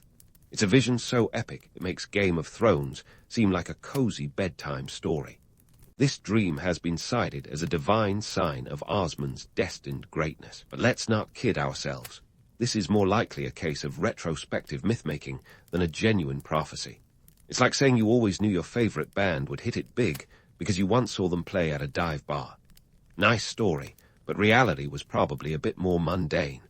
The real magic trick here was not divine intervention, but strategic positioning. Osman's Beylik sat at the crossroads of crucial trade routes between Asia and Europe. This prime location was like owning beachfront property in a world obsessed with sea travel. Even with limited resources, Osman could leverage these trade routes to bolster his fledgling state's economy. Think of it as setting up a lemonade stand at a marathon finish line. If you're in the right place at the right time, business booms. Osman also knew how to play the political game. The Byzantines, embroiled in their own internal squabbles and external threats, were often willing to overlook the rising power of the Ottomans if it meant they could secure alliances or fend off other more immediate threats. It was a bit like being the least suspicious suspect at a crime scene.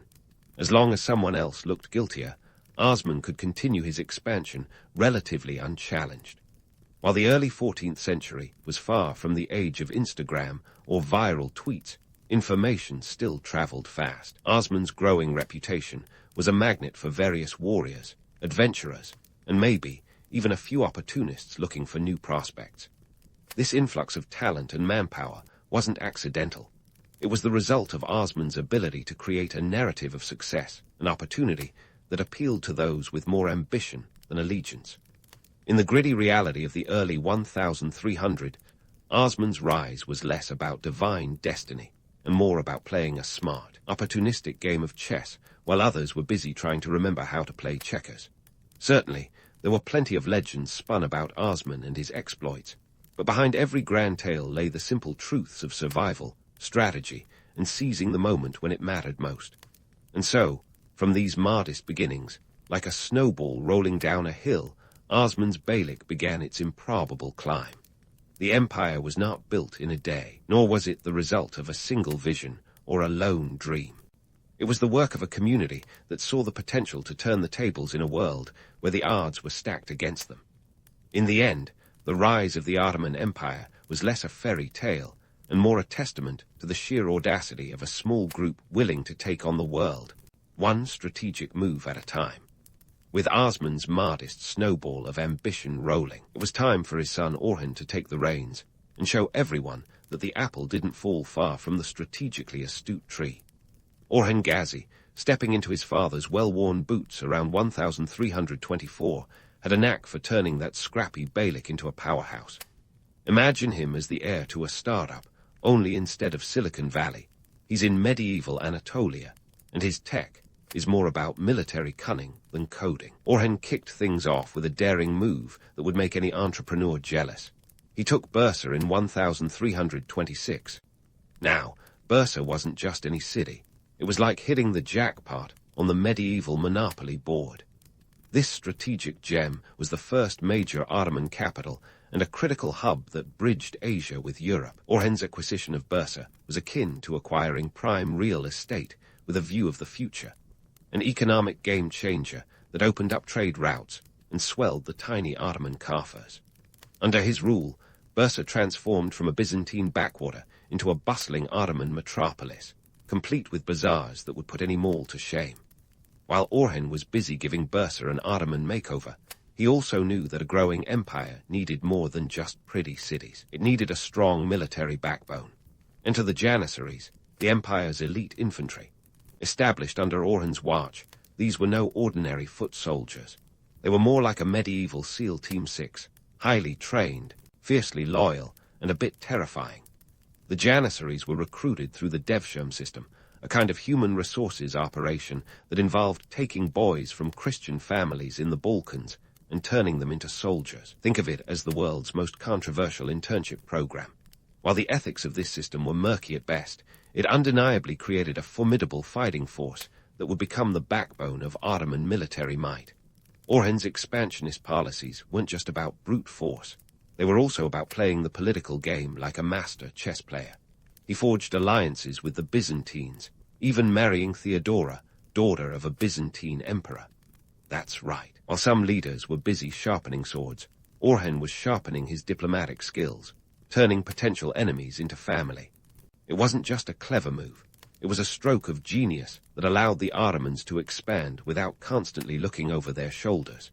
And speaking of looking over shoulders, let's not forget the capture of Gallipoli in 1354. This was the Ottoman equivalent of finding the golden ticket in a chocolate bar. Gallipoli wasn't just a pretty peninsula. It was the key to controlling the Dardanelles, the strategic waterway linking the Aegean Sea to the Sea of Marmara. The story goes that a massive earthquake damaged the Byzantine fortress there, and the Ottomans, ever the opportunists, moved in faster than you can say, seismic shift. This acquisition wasn't just about territory. It was about opening the door to Europe. It was the Ottomans' first foothold on the European continent, and they were just getting started. As the empire expanded, so did the complexities of its rule. The Ottomans were now rubbing shoulders with European powers, a scenario that often resembled a rowdy family reunion where everyone had an axe to grind. The Balkans were a patchwork of principalities, each with its own ambitions, rivalries, and a penchant for infighting that would make any reality TV producer salivate. The Ottomans, ever the opportunists, navigated these turbulent waters with a mix of diplomacy, warfare, and a bit of luck. Enter Murad I, Orhan's son, who took the Ottoman expansion to a whole new level. If Orhan was the strategist, Murad was the conqueror. He expanded the empire's reach into the Balkans with a ferocity that would make a Viking blush. Under his leadership, the Battle of Maritsa in 1371 saw the Ottomans crushing a coalition of Serbian and Bulgarian forces.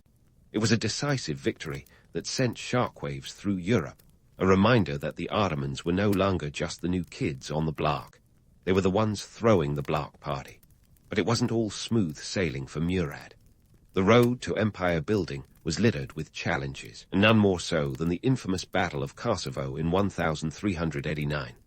This clash between the Ottomans and a coalition of Balkan states was like a medieval blockbuster, complete with intrigue, betrayal, and an ending that left everyone reeling. Murad himself was killed in the battle, reportedly by a Serbian knight who pretended to defect. Talk about a plot twist worthy of a Shakespearean drama. Despite Murad's death, the Ottomans prevailed, solidifying their grip on the Balkans and setting the stage for further expansion into Europe. Yet, for all the battles and bloodshed, it's worth noting that the Ottomans also capitalized on the chaos within Europe itself. The continent was embroiled in its own set of dramas, from the 100 Years' War to endless feudal squabbles.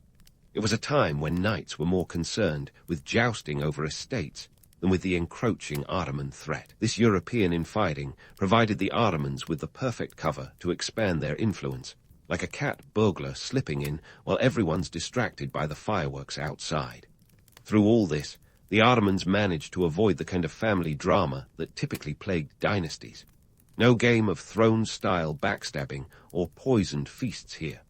Murad's succession was relatively smooth, with his son Bayezid taking the helm without the kind of fratricidal bloodbath that would make headlines. The Ottomans had a knack for keeping their internal affairs in check, which was no small feat considering the stakes involved.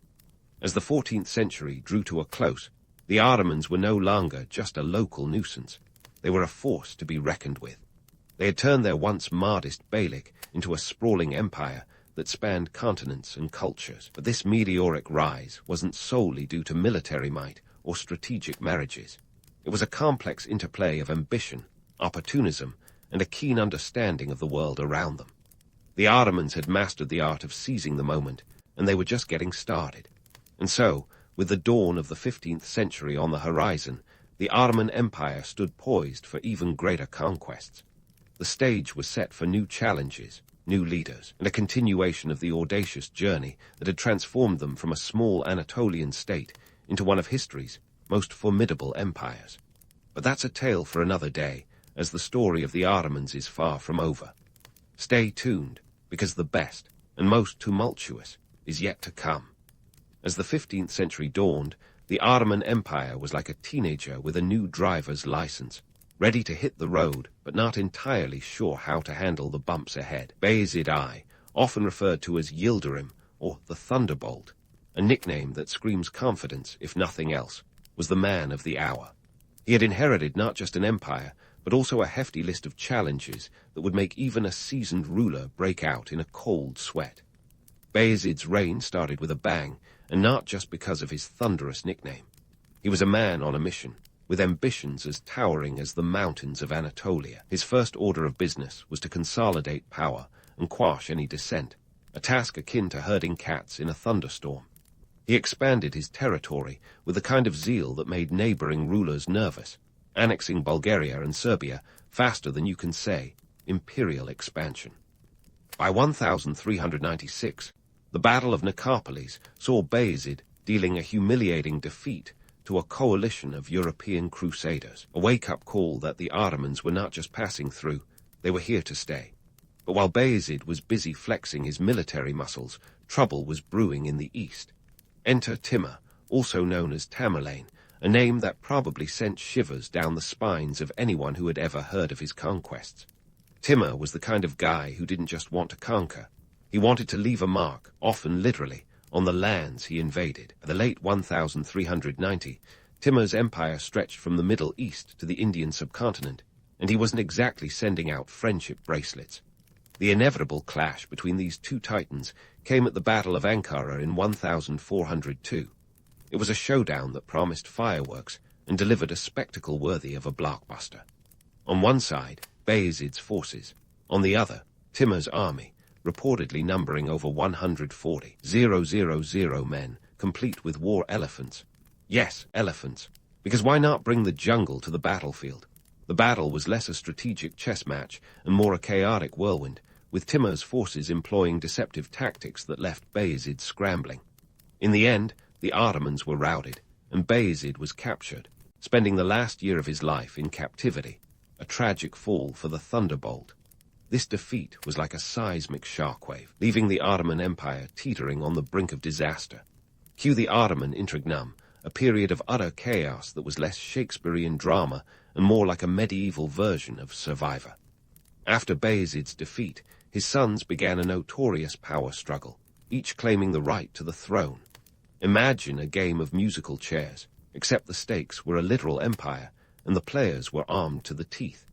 This wasn't just a family feud. It was an all-out brawl that lasted more than a decade, with the empire hanging in the balance.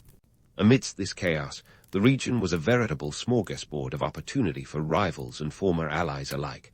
The Byzantine Empire, once the perennial punching bag, managed to regain some lost territories, a brief respite in an otherwise bleak century. Meanwhile, the sons of Bayezid, Suleiman, Issa, Musa, and Maimed, fought tooth and nail for supremacy, each attempting to secure alliances and outmaneuver the others in a convoluted game of thrones. It was Maimed who eventually emerged victorious in 1413, proving that sometimes slow and steady really does win the race. His reign marked the end of the Interregnum, a period that had left the empire battered but not broken. Mehmed's ability to reunite the fractious Ottoman territories was no small feat, akin to putting Humpty Dumpty back together again after he'd had a particularly bad fall. He centralized power and focused on rebuilding what had been lost, setting the stage for a new era of growth. Yet, the messy, unromantic reality of medieval warfare was not just about battles and borders. It was about the human cost, lives lost, families torn apart, and the constant specter of famine and disease. This was a time when siege warfare was common, and the grim reality of a siege was more about starvation than swordplay. Armies would encircle a city, cutting off supplies and waiting for hunger to do the dirty work. It was a test of endurance, a dark game of patience where the stakes were survival itself. Take the siege of Thessalonica, for instance. This wasn't a glorious contest of arms, but a prolonged period of waiting, negotiating, and ultimately capitulation. The defenders held out for years, but the relentless pressure of the Ottoman forces and the scarcity of resources led to the inevitable fall of the city. It was a harsh reminder that war was as much about logistics as it was about tactics. With Mehmed's efforts to stabilize the empire underway, the Ottomans began to regain their footing. But this wasn't just a return to form, it was an evolution. The empire's resilience was not merely a product of military might, but of adaptability, a willingness to learn from past mistakes and forge a path forward. Mehmed's reign might not have been as flashy as his predecessors, but his steady hand on the tiller ensured that the Ottoman ship stayed afloat amidst turbulent seas. As the 15th century marched on, the Ottomans were once again poised to expand and conquer. The lessons learned from Timur's invasion and the subsequent Interregnum had forged a more cohesive and resilient state, one that was ready to take on new challenges and opportunities. The empire's story was far from over, with new leaders waiting in the wings and fresh conquests on the horizon. But let's not jump too far ahead. There's plenty of history left to uncover, and the next chapter promises intrigue, innovation, and perhaps a few more elephants. Stay tuned, because the Ottoman saga has only just begun to unfold. As the Ottoman Empire readied itself for the next chapter, was Mehmed Roman II who stepped into the spotlight, a young sultan with ambition as vast as the empire he inherited. Mehmed was not just any leader. He was a man with a vision bigger than a Renaissance artist's ego. Born in 1432, Mehmed was a curious mix of warrior and scholar, a Renaissance man before the Renaissance had even hit its stride. He was a polyglot, fluent in multiple languages, including Turkish, Arabic, Persian, Greek, Latin. It's like being the kid in school who actually enjoyed doing extra credit, just for the fun of it. But Mehmed wasn't here to collect merit badges. He had his eyes set on the glittering prize of Constantinople, a city that had eluded Ottoman grasp for over a century. The Byzantines, once the heavyweight champions of the Mediterranean, were now a shadow of their former glory, holding onto Constantinople like a boxer clinging to his last championship belt. The city wasn't just any prize. It was a symbol, a jewel of the medieval world with its strategic position straddling Europe and Asia, and Mehmed wanted it badly. Fast forward to 1453, and Mehmed is gearing up for what would become one of history's most famous sieges. Constantinople's defenses were legendary. The Theodosian walls were the medieval equivalent of a locked door with a triple deadbolt. These walls had repelled invaders for over 1,000 years, stretching 12 miles and boasting a height of up to 60 feet in some places. This was no easy nut to crack, but Mehmed wasn't interested in snacking. He was preparing for a feast.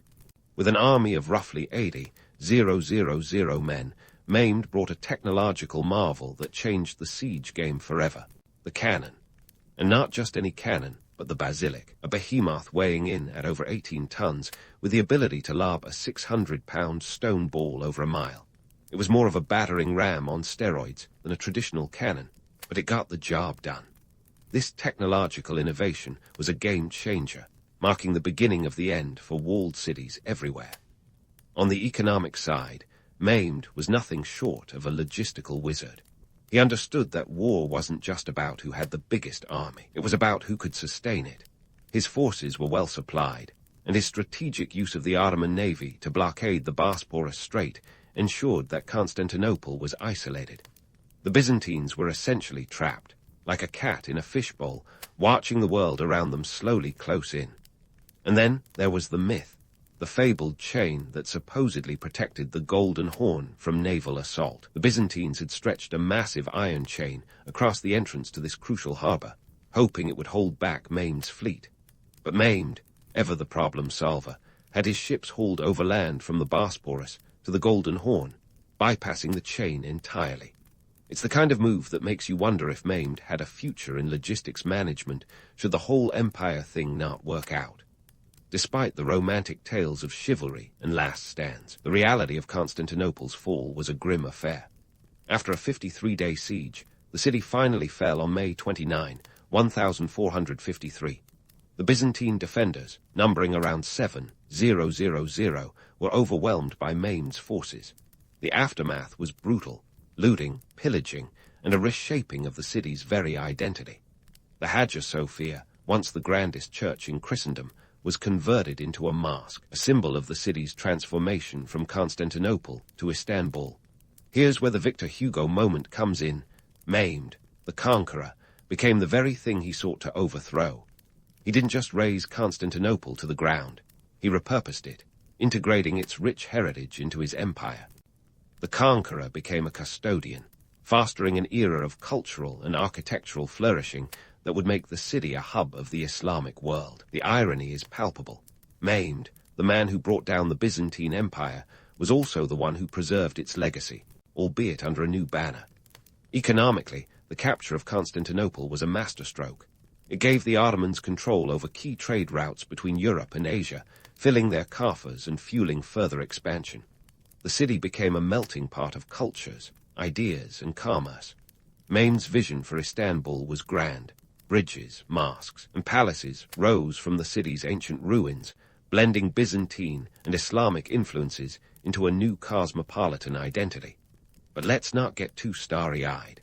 While Mehmed's conquest was a monumental achievement, it was also a stark reminder of the harsh realities of empire building. The fall of Constantinople wasn't just a victory. It was a testament to the relentless pursuit of power, the willingness to innovate in the face of tradition, and the understanding that history is often written by those with the biggest cannons. As the dust settled, and the Ottomans solidified their control over this newfound jewel, Mehmed's gaze turned beyond the city. His ambitions stretched into Europe, challenging the powers that had long dominated the continent. The Ottomans weren't content to rest on their laurels. They were looking to expand, to push the boundaries of their empire further than ever before. And with Constantinople as their capital, they had the perfect launching pad for future conquests. In the grand theater of history, Mehmed Roman II was both director and protagonist, a young sultan whose audacity and vision reshaped the world. His conquest of Constantinople marked the zenith of Ottoman power, a turning point that would echo through the centuries. But the story doesn't end here. New challenges and opportunities awaited the Ottomans as they continued their march through history. Stay tuned, because the saga of the Ottoman Empire has many more twists and turns to come. And so, with Constantinople firmly in his grasp, Mehmed Roman II, the Sultan who defied medieval norms and turned the tide of history, set the stage for subsequent Ottoman rulers to build upon his legacy. Fast forward a few decades, and enter the scene one of the empire's most illustrious figures, Suleiman the Magnificent. Born in 1494, he was the 10th Sultan of the Ottoman Empire, and if you're thinking, magnificent, really? Well, he earned that nickname and then some. Suleiman's reign from 1520 to 1566 was a period of unparalleled prosperity and power for the Ottomans. Let's talk numbers. Under his rule, the empire stretched over 2 million square miles, from the gates of Vienna to the deserts of Arabia, encompassing 25 million subjects. That's more people than Australia had in 2023, all under one banner. But ruling such a diverse and sprawling empire wasn't just about waving a scepter and throwing lavish banquets. It required administrative genius and a dash of Machiavellian cunning. Suleiman's success was rooted in his knack for blending military prowess with shrewd governance. He wasn't just a warrior king, though his campaigns were the stuff of legend. Think the Siege of Rhodes and the Battle of Mohawks, where he crushed the Hungarian forces like a steamroller over a sandcastle. He also had a taste for the finer things, hence the moniker Magnificent, and his court was a hotbed of culture and intellect. This was an era when the Ottoman Empire wasn't just flexing its muscles, it was flexing its mind. The administrative backbone of Suleiman's empire was a bureaucratic marvel, bit like a medieval version of Silicon Valley's best and brightest. The empire was divided into provinces, each governed by a bailiwi, who was supported by a cadre of officials and scribes. This wasn't just about keeping the trains running on time. It was about ensuring that taxes were collected, laws were enforced, and the complex tapestry of Ottoman society didn't unravel at the seams. And speaking of taxes, let's dive into the nitty-gritty of Ottoman economics, because nothing says power like a well-oiled fiscal machine. The empire's finances were bolstered by a sophisticated taxation system that would make any modern accountant nod in approval. The timur system, for instance, was a feudal-like arrangement where land grants were given to sipahis, or cavalrymen, in exchange for military service. These grants were not permanent. They were a sort of use-it or lose-it deal that ensured loyalty and efficiency. But it wasn't all sunshine and roses. The reality of ruling over such a vast empire was more like juggling flaming swords while riding a unicycle. Suleiman's empire was a mosaic of ethnicities, languages, and religions, a recipe for tension if ever there was one. Yet, Suleiman managed to keep things relatively harmonious through a policy of religious tolerance that was ahead of its time. Non-Muslims, known as dhimmis, were allowed to practice their faiths in exchange for a tax, the jizya. It was a pragmatic approach that kept the social fabric intact, even if it did resemble a patchwork quilt more than a seamless tapestry. Of course, not everything was as harmonious behind the palace walls. The Ottoman court was a hotbed of intrigue, with more backstabbing than a reality TV reunion show. The harem, for example, was not just a place of leisure, but a political arena where alliances were forged and broken. Suleiman's beloved wife, Hurrem Sultan, also known as Roxolana, was a master of this game. She wielded influence like a seasoned diplomat, reshaping the power dynamics of the court in ways that would have made even Machiavelli raise an eyebrow. As for the cultural zenith of Suleiman's reign, it was a golden age of arts and architecture. Empire saw the construction of architectural wonders like the Süleymaniye Mosque in Istanbul, an edifice that rivals even the grandest of cathedrals. The Ottomans were not just builders of empires. They were creators of beauty, and their architectural style became a hallmark of their legacy. Yet, this was no mere pursuit of aesthetic pleasure. It was a statement of power, a tangible testament to the empire's wealth and sophistication. But let's not romanticize it too much. The reality was that the grandeur of Suleiman's court was built on the backs of countless laborers, artisans, and soldiers. The splendor of the empire was a double-edged sword, reflecting both the heights of human achievement and the depths of human cost. It was an era of opulence and opportunity for some, but for others, it was a life of toil and struggle, emblematic of the harsh dichotomies that defined the empire. As we wrap up this whirlwind tour through Ottoman history, it's worth reflecting on the empire's legacy. The Ottomans left behind more than just minarets and mosaics. They reshaped the political landscape of Europe and the Middle East, creating a legacy that would echo through the centuries. Their influence can still be felt today, in everything from cuisine to language to the borders that define modern nations. In the end, the Ottoman Empire was a study in contradictions, a civilization of tolerance that was forged in conquest, a beacon of culture that was built on the spoils of war, a bastion of stability that thrived amidst the chaos of its time. Suleiman, the Magnificent's reign, marked the pinnacle of this empire's power, a testament to both the brilliance and the brutality of human ambition.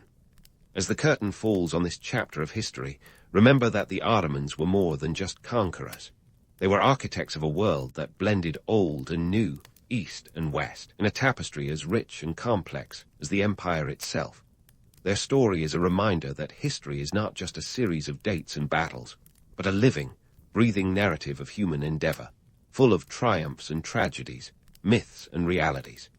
And as we close the book on the Ottomans, let's do so with an appreciation for the indelible mark they left on the world, a legacy as multifaceted and enduring as the empire they once ruled.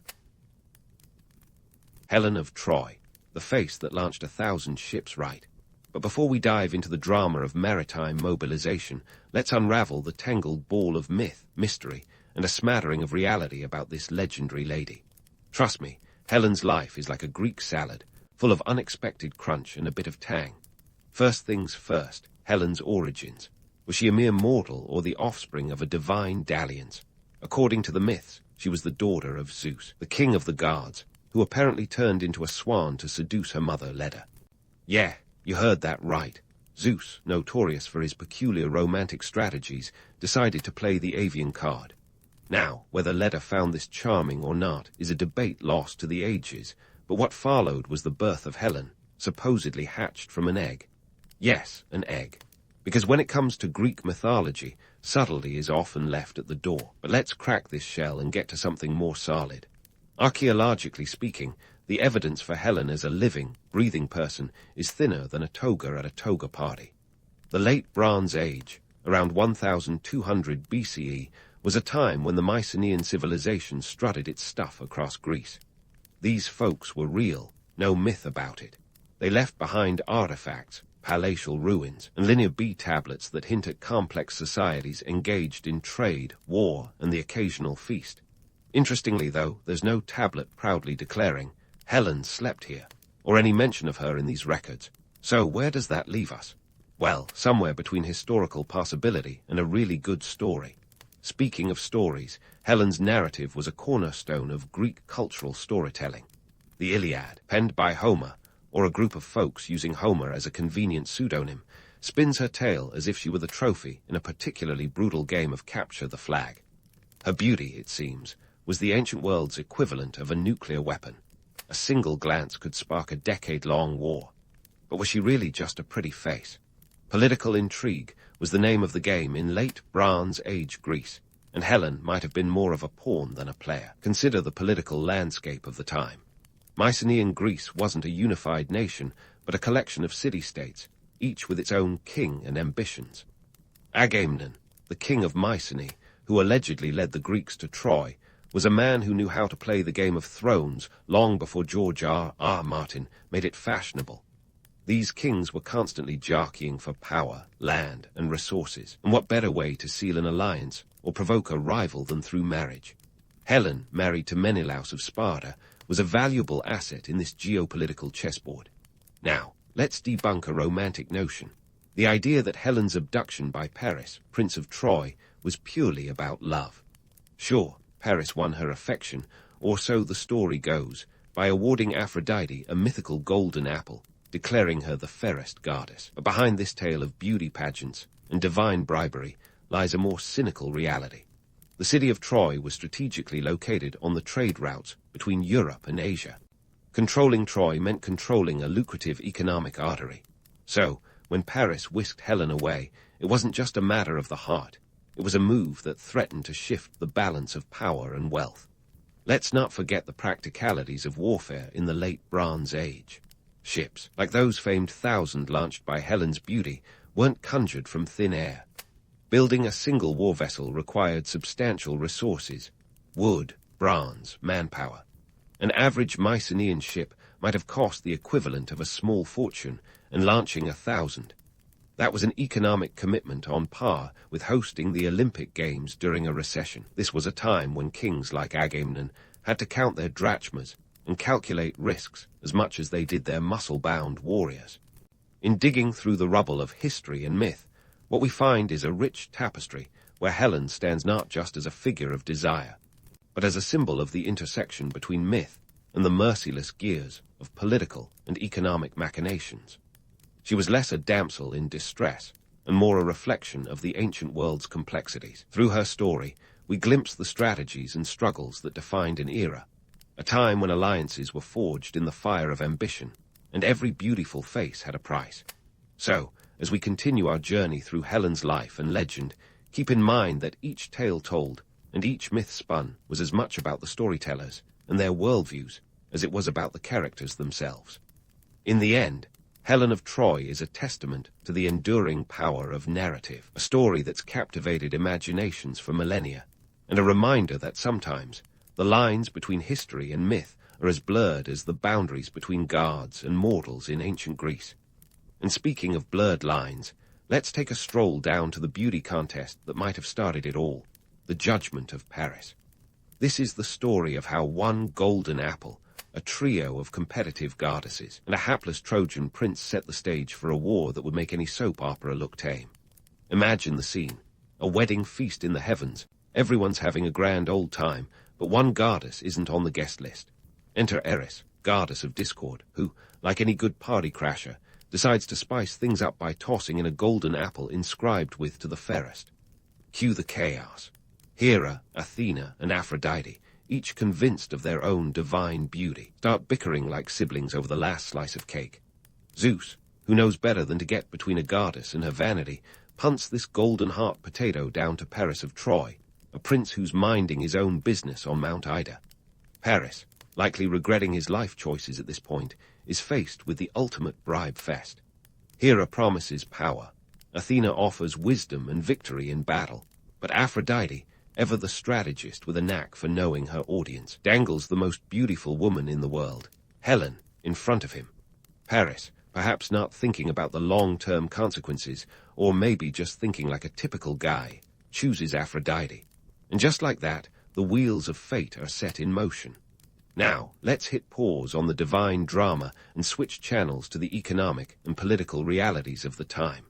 Troy wasn't just some backwater city. It was the ancient equivalent of a toll booth on a major interstate.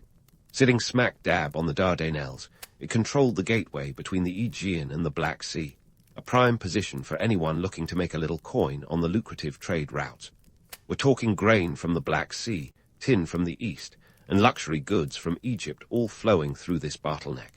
So, when Paris abducted Helen, whether willingly or otherwise, it wasn't just a slight against Menelaus, her Spartan husband.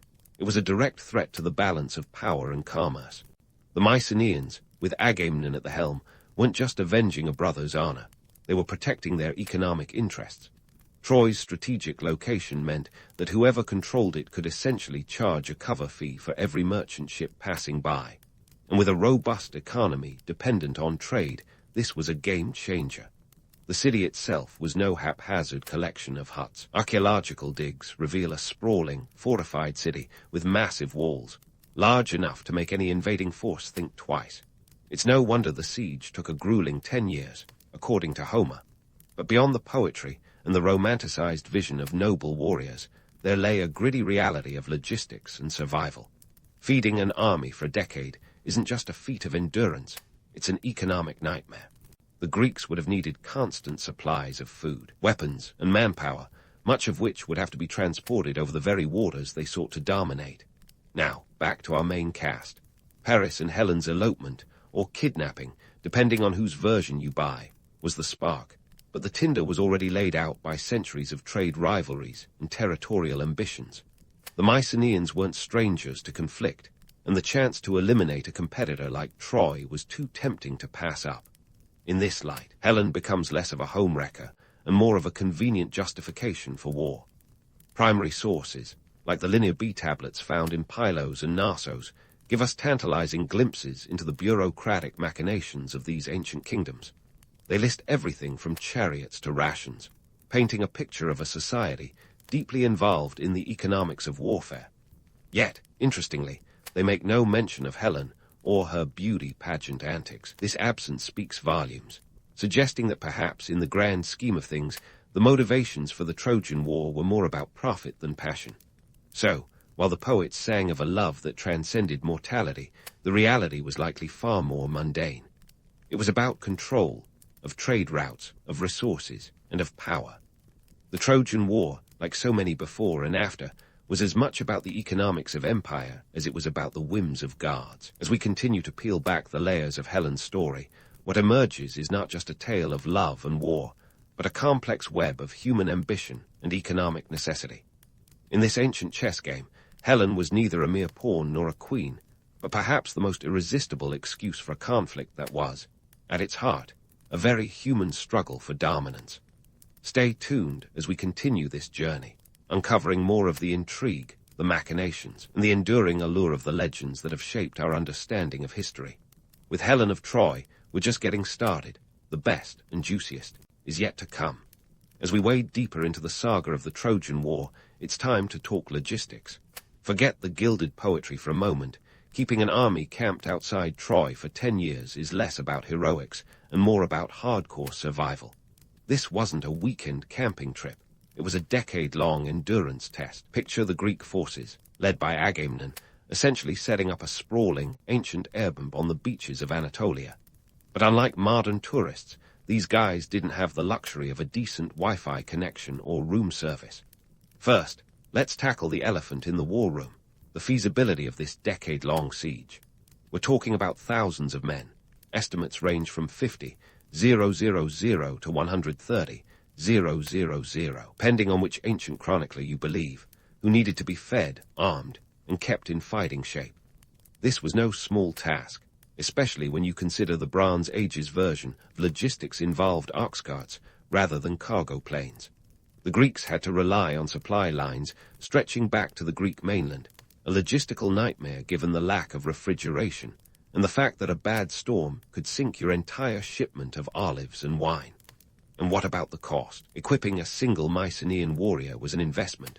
A full set of armor, including a bronze cuirass, helmet, and greaves, could cost a small fortune. Add in weapons, chariots, and supplies, and you've got a war that's starting to resemble a black hole for royal treasuries. The Greeks weren't just fighting for glory. They were burning through resources faster than a rock star on a Vegas bender. Now, let's throw in some military tactics to spice things up. Forget the romantic vision of noble duels and gleaming swords. Warfare in the late Bronze Age was a gritty, chaotic affair.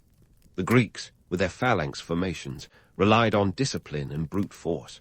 Meanwhile, the Trojans, safely ensconced behind their massive walls, archaeological digs reveal fortifications up to 16 feet thick in places, had the advantage of defense. It was a classic case of siege warfare. The Greeks on the outside, trying every trick in the book to breach the walls, while the Trojans played a waiting game, hoping to outlast their besiegers. But here's the thing. Those massive walls weren't just for show. Excavations at Hisarlik, the site believed to be ancient Troy, have unearthed multiple layers of city ruins, with evidence of destruction that could fit the timeline of the Trojan War. Among these layers, one in particular, Troy Veer, shows signs of a city under siege, with hastily dug storage pits and makeshift fortifications. It's like finding a smoking gun in a centuries-old murder case. And speaking of evidence, let's not forget the famous Trojan horse strategy. While it's a captivating tale of cunning, it's likely more myth than reality. The logistical complexity of building a giant wooden horse large enough to house warriors without arousing suspicion seems a stretch, even for the inventive Greeks. Yet, it's a testament to the enduring power of storytelling, turning what was probably a clever military ruse into a legendary act of subterfuge. Now, back to the shores of Troy. The Greeks weren't just idly twiddling their thumbs between skirmishes. No, they were actively raiding the surrounding countryside, pillaging villages for supplies and slaves. This wasn't just about military necessity. It was also a way to maintain morale. After all, nothing says we're winning like bringing home loot. But let's get real about the economic impact here. A drawn-out conflict of this scale wasn't just a matter of pride or revenge. It was an economic gamble. As much as Agamemnon might have wanted to avenge his brother Menelaus, the underlying motivation was the control of trade routes and resources. The Greeks were investing in a high-stakes venture, hoping that the spoils of victory would outweigh the costs of war, and those costs were steep. Wars need financing, and the Mycenaean economy was no exception. The Linear B tablets, those ancient bureaucratic records, show a civilization heavily reliant on agriculture, trade, and tribute. The burden of sustaining a prolonged military campaign would have strained these resources, potentially leading to economic instability back home. It's a classic case of biting off more than you can chew, with the added twist of having to wash it down with wine diluted to stretch the supplies. Meanwhile, the Trojans weren't just sitting ducks. They had allies too, from nearby Anatolian city-states and possibly even from further afield. The diplomatic dance during the siege would have been as intricate as any battle, with both sides jockeying for support and resources. This was a geopolitical chess game, with Helen as the poster child for a conflict that was about much more than personal vendettas. In the end, the Trojan War, like many before and since, was a complex tapestry of ambition, economics, and human folly. The romantic narrative of a beautiful woman sparking a war is compelling, but it masks the gritty reality faced by those who lived through it. As we peel back the layers of myth and legend, what emerges is a story not just of gods and heroes, but of men and women caught in the relentless tide of history. So, while the poets may have sung of love and honor, the reality was a struggle for survival and dominance. It's a reminder that behind every epic tale lies a deeper truth, a truth that, in the case of the Trojan War, is as much about the mundane as it is about the magnificent. As we prepare to delve further into the aftermath of this legendary conflict, remember that Helen's story, like the war she supposedly inspired, is far from over. There's plenty of drama, deception, and intrigue still to come. Stay tuned. As we prepare to delve further into the aftermath of this legendary conflict, remember that Helen's story, like the war she supposedly inspired, is far from over. There's plenty of drama, deception, and intrigue still to come. So, what happens when the dust settles over the battlegrounds of Troy? Spoiler alert. It's not all happily ever after. First off, let's talk about Helen's post-war status. According to Homer, she returned to Sparta with Menelaus, her husband, like nothing more than a rocky vacation had transpired. But not all ancient sources agree on this rosy homecoming. Euripides, in his play Helen, suggests an alternate reality where Helen never even made it to Troy. Instead, she was chilling in Egypt while a pesky phantom double stirred up all that chaos. Talk about dodging a bullet, or in this case, 1,000 spears. Regardless of the version, Helen's return, or non-return, symbolizes a broader theme in Greek culture, the concept of nastos, or homecoming. This was more than just a physical journey back to hearth and home. It was a test of resilience and redemption. For Menelaus and many other Greek heroes, returning from Troy was like trying to find your way back from a particularly bad road trip, a series of misadventures, storms, and questionable decisions along the way. Yet Helen's tale of supposedly waltzing back into Sparta doesn't quite address the monumental shifts happening in the Greek world. The Trojan War set off a domino effect of political and economic upheaval. Imagine a power vacuum so massive it could swallow a whole city-state. With Troy out of the picture, those Greek states weren't just sipping celebratory wine. They were eyeing each other's territories like a buffet of potential conquests. The Mycenaean civilization, once riding high on its military might, started to unravel faster than a toga after too much celebratory ouzo. The reasons were as numerous as the gods on Olympus: internal strife, economic strain from a protracted war, and outside pressures from those pesky sea peoples. The Linear B tablets, our ancient spreadsheets, disappear from the record around the same time, suggesting that the bureaucratic backbone of Mycenaean society was cracking under the weight of its own excesses. Meanwhile, the Greek mainland was experiencing what some historians call the Greek Dark Ages. Yeah, it's as cheery as it sounds. A period of decline where even the art of riding took a backseat, leaving us with a dearth of records and a whole lot of archaeological guesswork.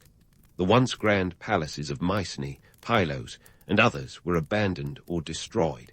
It's as if the Greeks collectively decided that playing king of the hill wasn't worth the hassle anymore. But let's not forget about the Trojans, or what's left of them. With their city razed to the ground, the survivors likely scattered far and wide, some possibly mingling with other Anatolian tribes. The once bustling trade hub turned into a ghost town, its strategic allure fading like last season's fashion trends. Amidst this chaos, Helen's story takes on a new layer. She becomes a symbol of both the seductive allure and the destructive power of beauty and desire. Her face might have launched 1,000 ships, but it was the aftermath that really took the wind out of their sails. Her narrative reflects the Greek understanding of life's unyielding tides, the idea that even the most beautiful stories can end in ruin. And speaking of ruin, let's consider Odysseus's epic journey home, arguably the most famous Nastos tale of them all. After the Trojan War, his 10-year odyssey back to Ithaca was fraught with mythical monsters, divine grudges, and more twists than a pretzel. Yet, it underscores a universal truth. The road back from war, both physically and psychologically, is never straightforward.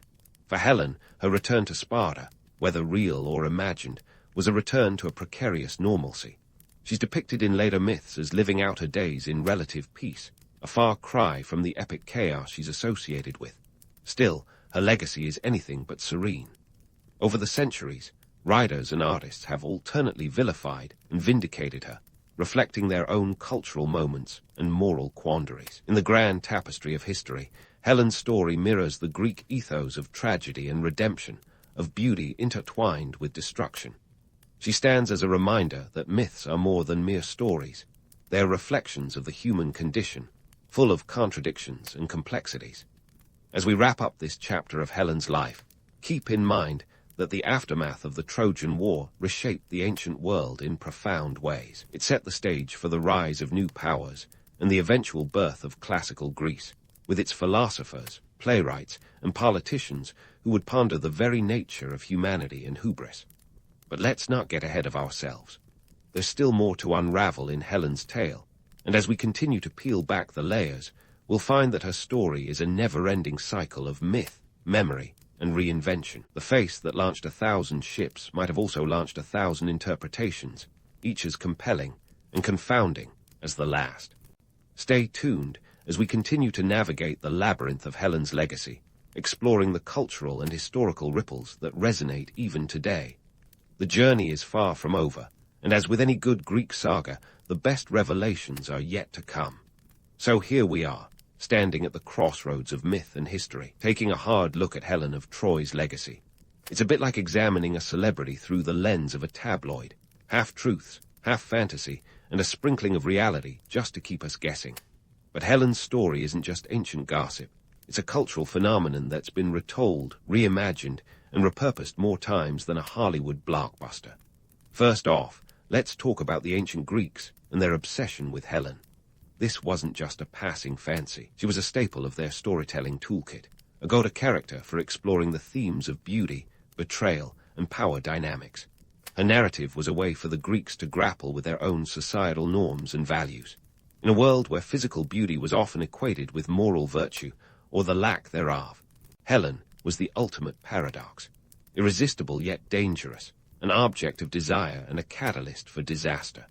But why did Helen's story resonate so deeply? Part of the allure lies in her role as a symbol of the unpredictable nature of fate. In a society that believed in the whims of capricious gods, Helen represented the idea that beauty and desire could lead to unforeseen consequences. She was the personification of chaos theory before chaos theory was cool, a butterfly flapping its wings and sparking a tempest on the high seas of destiny.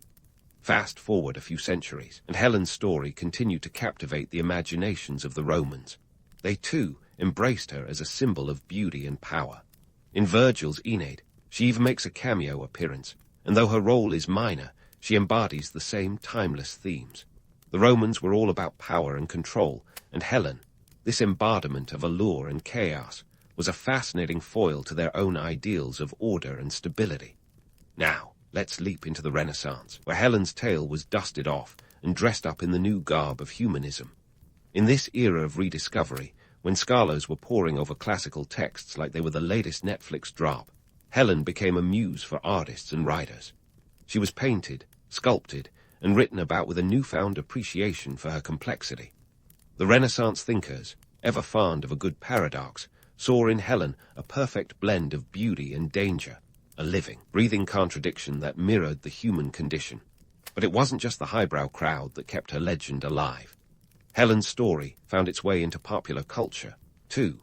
Think of her as the original femme fatale, a trope that's been recycled in literature, film, and even video games. From Cleopatra to Jessica Rabbit, the echoes of Helen's legacy can be seen in every character who uses allure and intellect to navigate a world dominated by men and power. And speaking of power dynamics, let's not forget the feminist perspective on Helen's story. In recent decades, scholars have re-evaluated her narrative through the lens of gender studies. They've asked tough questions about her agency, or lack thereof, in a world where women were often treated as pawns in the games of powerful men. Was Helen a victim of her circumstances, or did she exercise her own form of power within the confines of a patriarchal society? It's a debate that's as lively today as it was in the agora of ancient Athens. But why does Helen's myth endure, despite its historical question marks? Perhaps it's because her story taps into universal themes that are as relevant now as they were 3,000 years ago. Beauty, desire, betrayal. These are the raw materials of human drama, and Helen's tale has them in spades. It's a story that invites us to ponder the nature of power and its consequences, to reflect on the ways in which personal choices can ripple outward to affect the course of history. And let's be honest, there's something irresistibly romantic about the idea of a face so beautiful it could launch 1,000 ships. It's a testament to the power of storytelling, the way it can take a grain of truth and spin it into a legend that outlives empires. In Helen's case, the line between history and myth is as blurry as the horizon at sea, but the story remains compelling precisely because of its ambiguity. So as we wrap up our journey through Helen's life and legacy, what can we take away from it all? Perhaps it's this, that the stories we tell about the past are as much about who we are today as they are about what really happened. Helen of Troy, whether she was a real person or a figment of collective imagination, continues to hold a mirror up to humanity, reflecting our desires, fears, and aspirations. In the end, Helen's legacy is a reminder that beauty and power are potent forces, capable of shaping the world in unexpected ways. Her story is a cautionary tale and an inspiration, a blend of myth and reality that challenges us to look beyond the surface and seek the deeper truths that lie beneath. It's a story for the ages, one that invites us to question, to ponder, and above all, to keep telling tales that capture the imagination just as Helen's has for millennia. And with that, dear listener, we've reached the end of our epic journey. Thanks for sticking with me through the twists and turns of Helen's story. Until next time, keep questioning, keep learning, and remember, history is as much about the stories we tell as it is about the facts we uncover. In the late 13th century, while Europe was busy with knights jousting and monks scribbling away in dimly lit scriptoriums, a small Anatolian beylik was quietly laying the groundwork for what would become one of the most formidable empires in history. On the menu today, the rise of the Ottoman Empire, served with a side of strategic genius and a dash of medieval real estate savvy. Meet Osman I, the man who could turn a modest patch of land into the launching pad of a colossal empire. Osman wasn't your average medieval warlord. Sure, he had the usual mix of ambition and a battle-ready sword, but he also had something more, a keen eye for opportunity in a region that was essentially the Wild West of its day. Anatolia was a patchwork of competing beyliks, each vying for a slice of the chaotic pie left behind by the crumbling Byzantine Empire. This was a world where allegiances shifted quicker than a modern-day reality TV alliance. Osman's first step in empire building wasn't to ride into battle with a cry for glory, but rather to master the art of strategic patience. He knew that capturing territory wasn't just about wielding a sharp blade. It was about timing, alliances, and yes, sometimes waiting for your neighbors to do themselves in. His strategy was less charge, and more let's see how this plays out. Economically, the region was ripe for the picking. The Silk Road, that ancient superhighway of trade, snaked its way through Anatolia, bringing with it not just silk and spices, but also a steady stream of ideas, and more importantly, coin. The Ottomans, under Osman's leadership, tapped into this wealth like a savvy investor spotting a bull market. They implemented a tax system that was refreshingly straightforward for the era. Pay up, or we'll help ourselves to your cattle. Not exactly subtle, but effective. Politically, Osman played a mean game of chess. Marriage alliances were his knights and bishops, strategically placed to secure territories without a single sword swing. He married into powerful families, expanding his influence without the need for a bloody conquest. It's like the medieval version of corporate mergers, minus the PowerPoint presentations. But let's not romanticize this too much. The expansion of the Ottoman Empire wasn't just a tale of clever tactics and matrimonial diplomacy. It was also a story of calculated brutality. When persuasion and marriage failed, there was always the tried-and-true method of asserting dominance, military conquest. Osman's forces, though modest in number, were highly mobile and adept at guerrilla warfare, exploiting the fragmented political landscape of Anatolia to their advantage. Osman's consolidation tactics were nothing short of Machiavellian. He understood the power of image and narrative, crafting a legacy that would inspire loyalty and fear in equal measure. According to legend, Osman dreamt of a tree whose branches spread across the world. A neat bit of PR that sure beats the usual dreams about showing up to battle in your underwear. This vision was spun into a prophecy that galvanized his followers and legitimized his rule. Historians might raise an eyebrow at the tree dream, but hey, it worked. Now, let's sprinkle in some myth-busting. The romantic tales of Osman as a noble, benevolent ruler are as polished as a politician's campaign ad. The reality was grittier.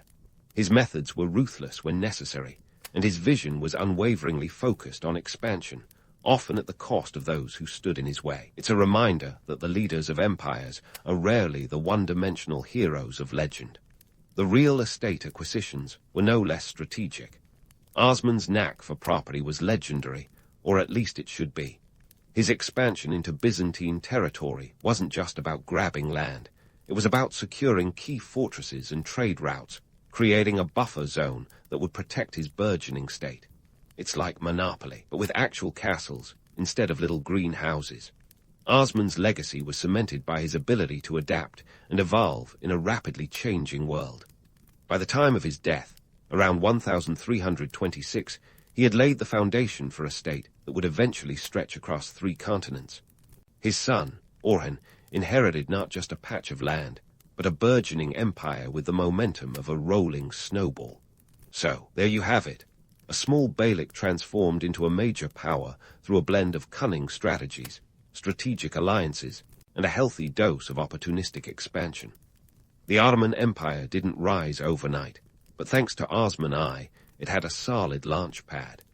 Stay tuned as we continue this journey through history, because the Ottomans are just getting started, and things are about to get even more intriguing. As the Ottoman Empire moved from the shadowy back alleys of the 14th century into the full glare of the 15th, it was clear that the stage was set for a blockbuster event. Think of Constantinople in 1453 as the season finale that no one saw coming. Maimed Roman II, soon to be known as the Conqueror, a title that sounds more like a superhero alias than a historical epithet, had his sights firmly set on the city that was the jewel of the Byzantine Empire. Picture a city with walls so famous they practically had their own Instagram account in the medieval world. Now, these weren't just any walls.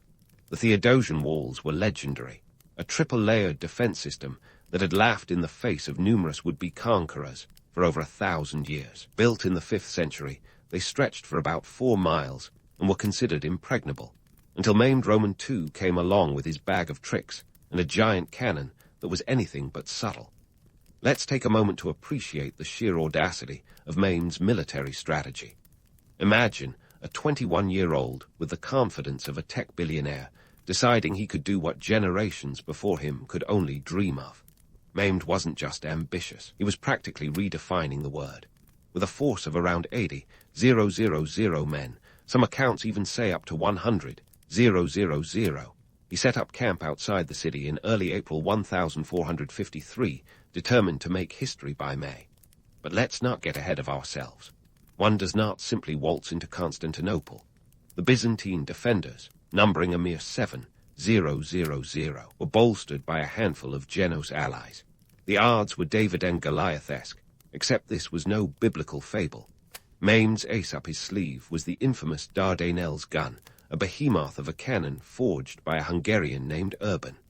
This monster of metal was over 27 feet long and could hurl a 600-pound stone ball a mile, just what you need when you're trying to make an impression. Economically speaking, capturing Constantinople was like hitting the jackpot. The city straddled the Bosporus Strait, a critical trade route linking the Black Sea with the Mediterranean. Whoever controlled Constantinople controlled not just a city, but the economic lifeline of an entire region. This wasn't just about empire building, it was about controlling the cash flow. Maimed understood this all too well, and he wasn't about to let it slip through his fingers. Now, the siege itself was less a gentleman's game, and more a brutal chess match played with real lives and towering walls. For nearly 2 months, Maimed's artillery pounded the city's defenses. The Byzantines, desperate and outnumbered, patched up breaches in the walls as quickly as they could, but it was like trying to plug a sinking ship with chewing gum. The romanticized tales of this siege often gloss over the grim realities. It wasn't all gallant knights and heroic last stands. It was mud, blood, and a whole lot of sweat. The Ottoman army employed a mix of the latest military technology and good old-fashioned manpower. Engineers dug tunnels to undermine the walls, while the navy blockaded the city's sea access. Meanwhile, Maimed, ever the pragmatist, negotiated with anyone who might aid his cause, including defectors from within the city. The final assault came on May 29, 1453. Maimed launched a massive, coordinated attack. The defenders fought valiantly, but the Ottomans' numbers and artillery were overwhelming. By the end of the day, Constantinople had fallen, and the Byzantine Empire, reduced to the city and a few outlying territories, ceased to exist. Maimed rode into the city, not as a conqueror bent on destruction, but as a ruler with a vision. He immediately set about rebuilding and revitalizing the city, turning it into Istanbul, the new heart of his empire. But let's not wrap this up with a neat bow. The fall of Constantinople was both an end and a beginning. For Europe, it was the end of an era, a sobering reminder of the shifting tides of power. For the Ottomans, it was a launching pad for further expansion. The myths of noble conquest often mask the messy complexity of these events. Maimed was not just a conqueror, he was a strategist, a visionary, and at times a ruthless leader who understood the harsh realities of empire building. So, while the romantic tales of Maimed's conquest paint him as a larger-than-life hero, the truth is both more complex and, in many ways, more fascinating. The capture of Constantinople wasn't just a military triumph. It was a masterstroke of economic and political strategy.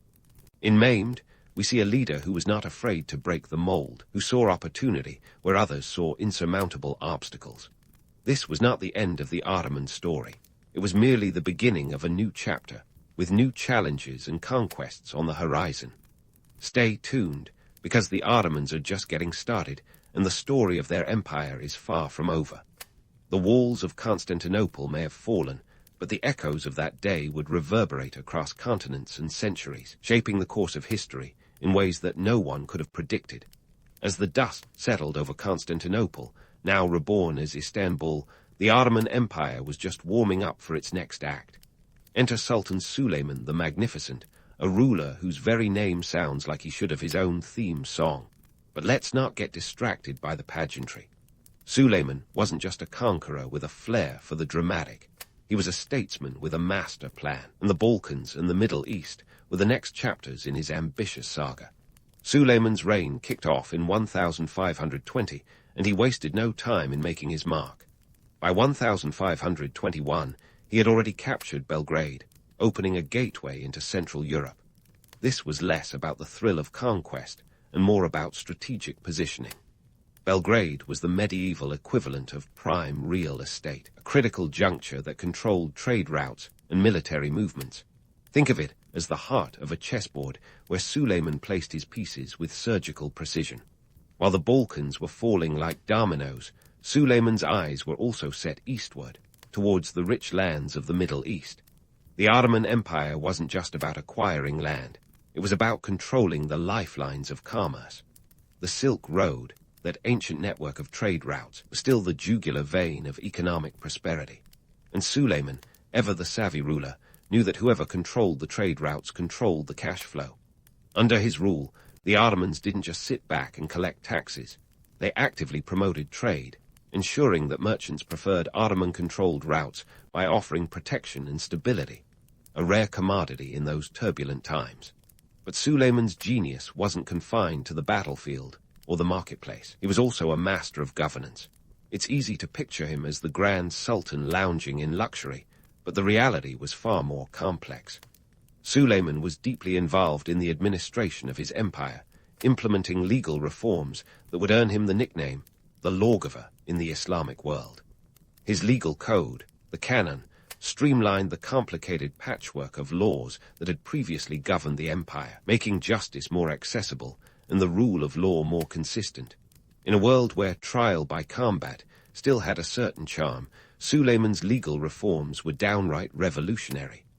Now, let's take a moment to debunk one of the most persistent myths about the Ottoman Empire, the harem.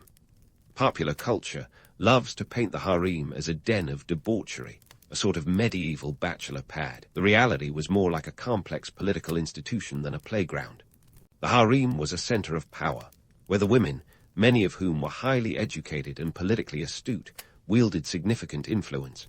They were advisors and confidantes, and their politics could sway the course of the empire. So, while the harems of legend sound like something out of a risque novel, the truth was both less scandalous and far more intriguing. Suleiman's diplomatic maneuvers were as cunning as any of his military campaigns. He played the delicate game of alliances and rivalries with the finesse of a grandmaster.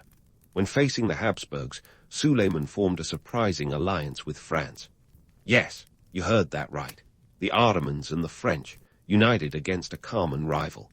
This unlikely partnership was a classic case of the enemy of my enemy is my friend, and it highlights the complex web of politics that defined the period. As Suleiman expanded his reach, the cultural landscape of the Ottoman Empire flourished. The empire became a melting pot of cultures, languages, and traditions. Ottoman architecture, with its iconic domes and minarets, reached new heights during Suleiman's reign. The Sultan himself was a patron of the arts, and under his rule, Istanbul became a center of culture, scholarship, and innovation. The famed architect Mimar Sinan, whose works still stand as testaments to the empire's grandeur, was one of Suleiman's most valued contributors. His masterpieces, such as the Suleimani Mosque, weren't just buildings. They were symbols of a civilization at the zenith of its power. But let's not get carried away with the romanticism of Suleiman's reign. The empire's expansion wasn't all art galleries and legal reforms.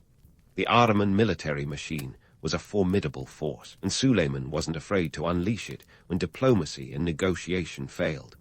His campaigns in Hungary and against the Safavids in Persia were brutal affairs, characterized by siege warfare and the harsh realities of 16th century combat. The Battle of Mohács in 1526, where the Ottoman forces decisively defeated the Kingdom of Hungary, was a turning point that solidified Ottoman dominance in Central Europe. It was a stark reminder that behind the grand architecture and cultural achievements lay the hard edge of military might. Economically, the empire thrived under Suleiman's rule.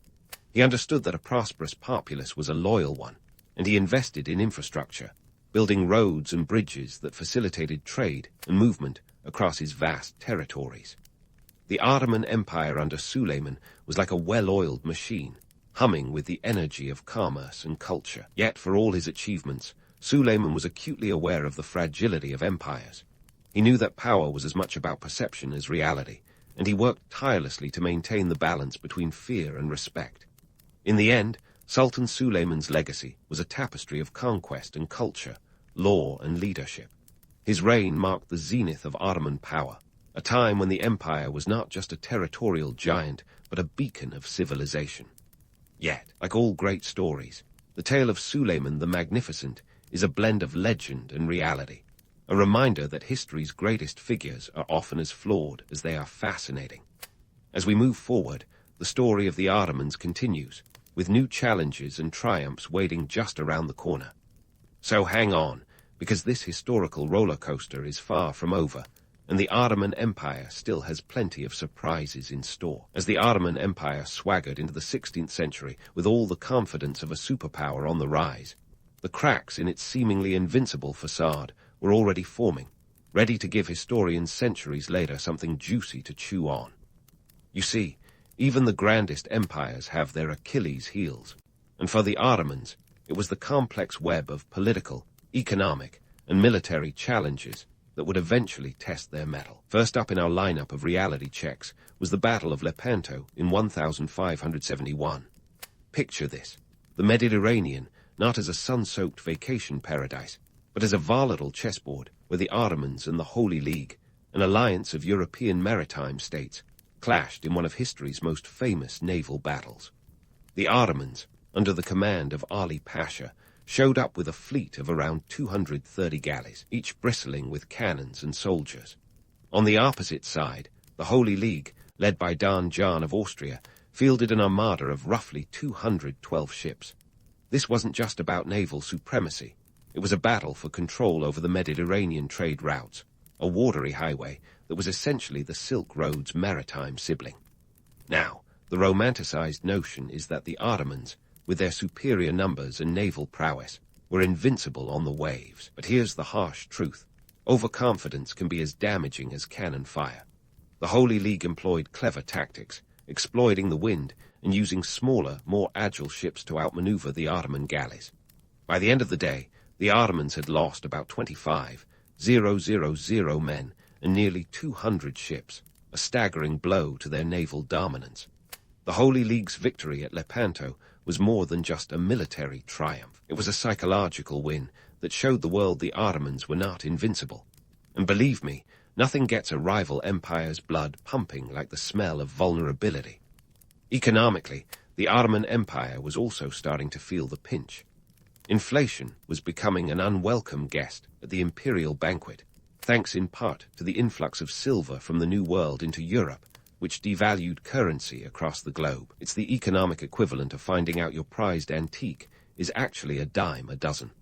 The Ottomans' once innovative tax system, which had funded their expansion, was now showing signs of strain. Administrative bloat and corruption were beginning to gnaw at the edges of their efficiency, much like moths in a particularly tasty cashmere sweater. Then there was the issue of overreach.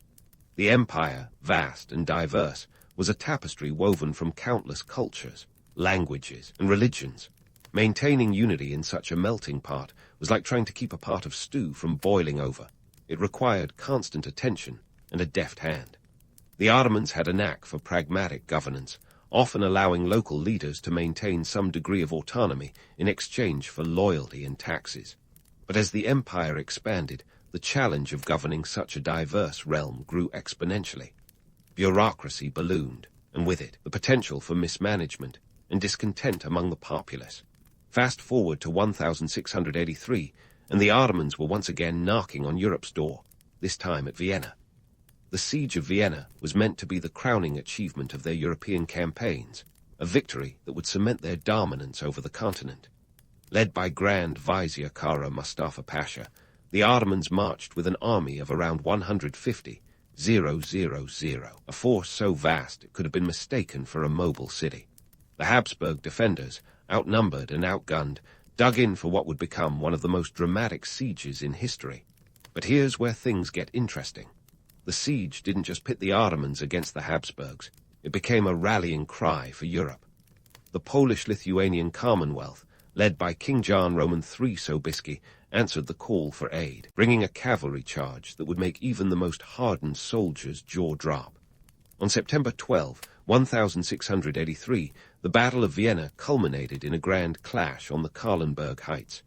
Sobieski's winged hussars, a cavalry force out of a medieval fantasy, charged down the hill, decimating the Ottoman lines and turning the tide of the battle. In the aftermath, the Ottomans retreated, leaving Kara Mustafa Pasha to face the Sultan's wrath, and not in a good way. The failed siege marked a turning point.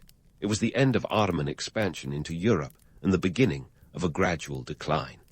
Economically, the cost of maintaining such a massive empire was becoming untenable. The Ottomans were spending more on military campaigns than they were bringing in from taxes and trade, leading to a fiscal deficit that no amount of creative accounting could hide. The once mighty Ottoman army, which had been the empire's backbone, was becoming overstretched and outdated, unable to keep pace with the evolving military tactics and technologies of their European rivals. Back home, the empire's socio-political landscape was beginning to crack under the strain of external pressures and internal discord. The Ottoman court was a hotbed of intrigue and power struggles, with factions vying for influence over a series of sultans who, let's be honest, could have used a crash course in leadership. The Janissaries, once the elite military corps and the sultan's loyal protectors, were now a powerful political force in their own right, capable of making or breaking sultans with a well-timed revolt. Amidst all this, the Ottoman economy was undergoing a transformation. The traditional agrarian economy was giving way to a more complex commercial system, driven by the demands of a globalizing world. The empire's control over trade routes was slipping, as European powers found new paths to the riches of the East, bypassing Ottoman-controlled territories. The economic center of gravity was shifting, and the Ottomans were struggling to adapt to this new reality. And yet, despite these challenges, the Ottoman Empire was far from a spent force. It remained a formidable power, its cultural and architectural achievements continuing to inspire awe. The empire's diversity, once a source of strength, could be harnessed anew if the right leadership emerged. But for the time being, the Ottomans were caught in a period of introspection, grappling with the realities of maintaining an empire that had grown too large, too complex, and perhaps too complacent. So, as the 17th century drew to a close, the Ottoman Empire stood at a crossroads. It was a time of reflection, of re-evaluation, and hopefully of renewal. The story of the Ottomans was not yet over. There were still chapters to be written, challenges to be faced, and triumphs to be achieved. The empire might have been teetering on the edge, but it had not yet fallen. And as history has shown time and again, the Ottomans had a knack for surprising the world when least expected. Stay tuned, because the saga of the Ottoman Empire is anything but over. As the curtain drew on the 17th century, the Ottoman Empire was that aging rock star, still capable of commanding a stage, but with a hit parade that had begun to sound a bit out of tune. The empire sat at a crossroads, facing challenges that would require more than the usual mix of military might and political maneuvering. Into the 18th century, a time when the Ottomans found themselves increasingly at odds with the spirit of nationalism sweeping through Europe, a force that was as subtle as a sledgehammer and just as destructive to empires built on diversity. Nationalism, that double-edged sword of unity and division, began carving its way through the Ottoman territories with the precision of a master butcher. While the empire had always been a mosaic of cultures and religions, the rise of national consciousness among its diverse populations started to fray the edges of this grand tapestry. The Greeks, Serbs, Bulgarians, and others began to chafe under Ottoman rule, inspired by the notion that they, too, could have their own piece of the sovereignty pie. Cue the Greek War of Independence in 1821, a conflict that would see the Ottomans embroiled in a bloody struggle to maintain control over their territories. This wasn't just a regional skirmish. It was a harbinger of things to come, a sign that the empire's once firm grip was slipping. The war dragged on for nearly a decade, and by the time the dust settled in 1830, Greece had emerged as an independent state. It was a victory for the Greeks, but for the Ottomans, it was a bitter pill to swallow, a stark reminder that the winds of change were blowing fiercely through their empire. Economically, the empire was getting a crash course in modernity, whether it liked it or not. The Industrial Revolution was in full swing across Europe, and the Ottomans found themselves playing catch-up.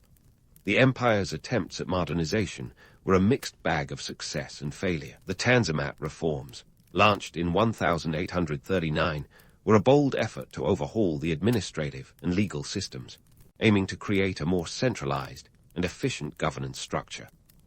These reforms included everything from reorganizing the military to granting civil rights to non-Muslims, a move that was as revolutionary as it was contentious.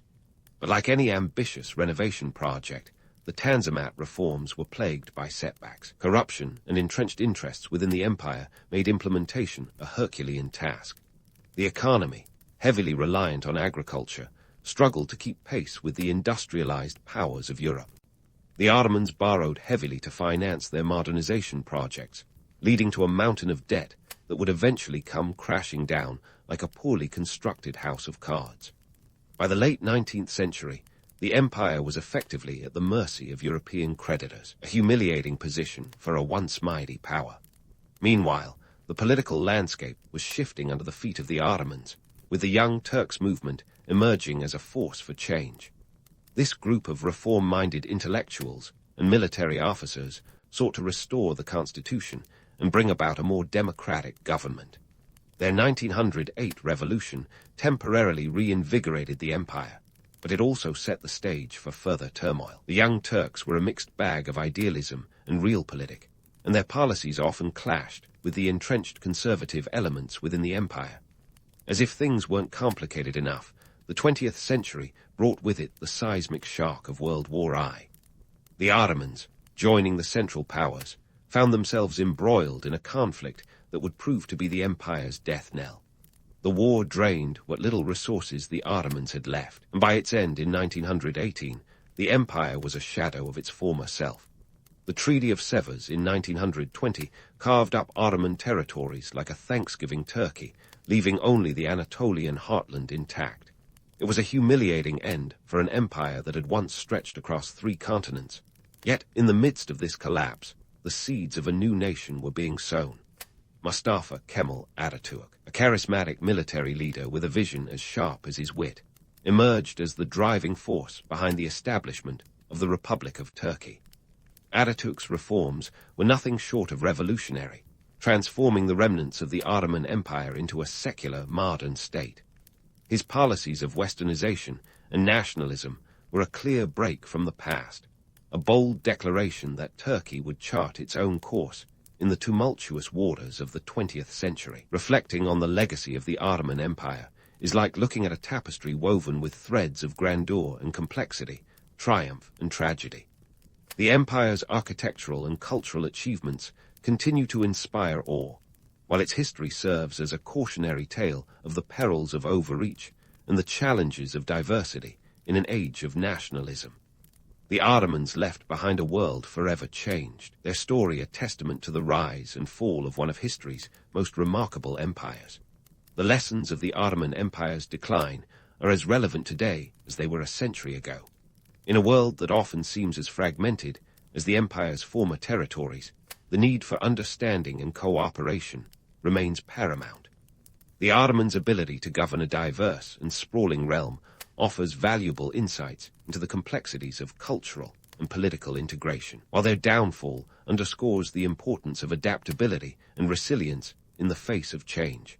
So, as we bid farewell to the Ottomans and their epic saga, let's remember the empire not just for its grandeur and conquests, but for the lessons it imparts about the human condition and the ever-shifting tides of history. The story of the Ottoman Empire is far from a mere relic of the past. It's a living, breathing narrative that continues to resonate in the world we inhabit today. Mansa Musa, the man who would become the wealthiest human in recorded history, didn't just pop out of a golden egg with a scepter and crown. Nope, his rise to the top of the Mali Empire was more like a strategic chess game on a board that spanned the vast, sandy landscapes of 14th century West Africa. You might think of camels plodding through the desert, laden with riches, and you'd be right. But let's not get ahead of ourselves. The story of Mansa Musa starts in a place where dust and gold were equally plentiful, and a savvy move could be worth more than its weight in either. In the 1300, West Africa was bustling with a patchwork of kingdoms and empires, each vying for control of the lucrative trans-Saharan trade routes. Think of these routes as the medieval Silk Road of the desert, except instead of silks and spices, we're talking gold, salt, and the occasional elephant tusk. This was a world where a camel caravan was the equivalent of today's convoy of Teslas, essential for transporting goods and a status symbol of wealth. And speaking of camels, did you know these humped wonders can carry up to 900 pounds? That's like strapping a grand piano on their backs and still expecting them to cruise over the dunes. Talk about heavy metal. Anyway, back to Mansa Musa. He wasn't born into the top spot. At the time of his birth in 1280, he was just another noble in the Kingdom of Mali. Now, Mali wasn't some backwater village. It was a behemoth covering modern-day Mali, Senegal, Gambia, Guinea, Niger, Nigeria, Chad, and Mauritania. Picture a map of West Africa, and then double it. The Mali Empire was vast. Musa's ascent began when his predecessor, Mansa Abu Bakr Roman II, allegedly decided the Sahara wasn't exciting enough and set off on an oceanic adventure, aiming to discover the ends of the Atlantic. Spoiler alert, he never returned. With Abu Bakr gone, Musa was handed the reins of an empire that was already sitting on a mountain of gold. But here's the twist. Musa wasn't just a placeholder. He had ambitions, and like a master strategist, he made moves to secure his rule and expand his empire's influence. Musa understood that power wasn't just about who sat on the throne. It was about controlling the gold mines and trade routes that were the lifeblood of Mali's economy. Bamako, Djenné, and Timbuktu were more than just exotic names. They were economic hubs, and Musa made it his mission to keep them thriving. Gold was the currency of choice, and Mali had it in spades. Estimates suggest that the Mali Empire produced over half of the world's gold supply during Musa's reign. But what really set Musa apart was his ability to weave politics and economics into a seamless fabric. While many rulers before him had relied on brute force, Musa was more artful. He expanded the empire not just through conquest, but by building alliances and fostering trade. The man was a diplomat and a businessman, wrapped in royal robes. He knew that if you controlled the flow of gold and salt, you controlled the narrative. The Mali Empire, under Musa, became a beacon of wealth and learning. Timbuktu, a name that still conjures images of distant lands and exotic riches, became a center of Islamic learning and culture under his patronage. Scholars from across the Islamic world flocked to its universities, turning the dusty city into a medieval metropolis of knowledge. Musa funded the construction of schools, libraries, and mosques, ensuring that Mali wasn't just rich in gold, but in intellect as well. Musa's story isn't just about money bags and crowns. It's a testament to how a blend of brains and bullion could shape history. His strategic mind turned the Mali Empire into a powerhouse that influenced cultures and economies far beyond its borders. So, while the myths might paint him as a gold-hoarding king, the reality is that Mansa Musa was an astute ruler who knew that the real treasure was influence. And let's not forget those camels. As Musa's empire grew, so did the camel trains, stretching across the Sahara like a parade of mobile bank vaults. These beasts of burden were more than just transportation. They were the arteries of the empire, pumping wealth and culture across the desert. Musa's mastery of trade routes ensured that the Mali Empire remained a key player in global commerce, long before the term globalization was a glint in anyone's eye. In the end, Mansa Musa's rise wasn't simply about inheriting a throne. It was about understanding the intricate dance of politics, economics, and culture, a dance that Musa not only joined, but led with unparalleled skill. His legacy wasn't just golden. It was a blueprint for power that resonated through history. Stay tuned, because this is just the prologue to the saga of the wealthiest man who ever lived. And speaking of legacies, let's dive into the grand spectacle that was Mansa Musa's pilgrimage to Mecca, also known as the medieval equivalent of a world tour, complete with all the gold, glamour, and yes, logistical headaches you'd expect. This wasn't just a solitary spiritual journey. It was a billion-dollar caravan that made headlines from North Africa to the Middle East. Imagine a rock star on tour, except the bling isn't just for show. It's also a strategic economic tool. In 1324, Mansa Musa decided it was time to perform the Hajj, the Islamic pilgrimage to Mecca that every Muslim is expected to make at least once in their lifetime if they can. But because this is Mansa Musa we're talking about, he didn't just book a couple of camels and call it a day. Oh no, he organized a display of wealth so jaw-dropping that it practically left a gold dust trail across the desert. Now, estimates of the size of his entourage vary, but we're talking about thousands of people.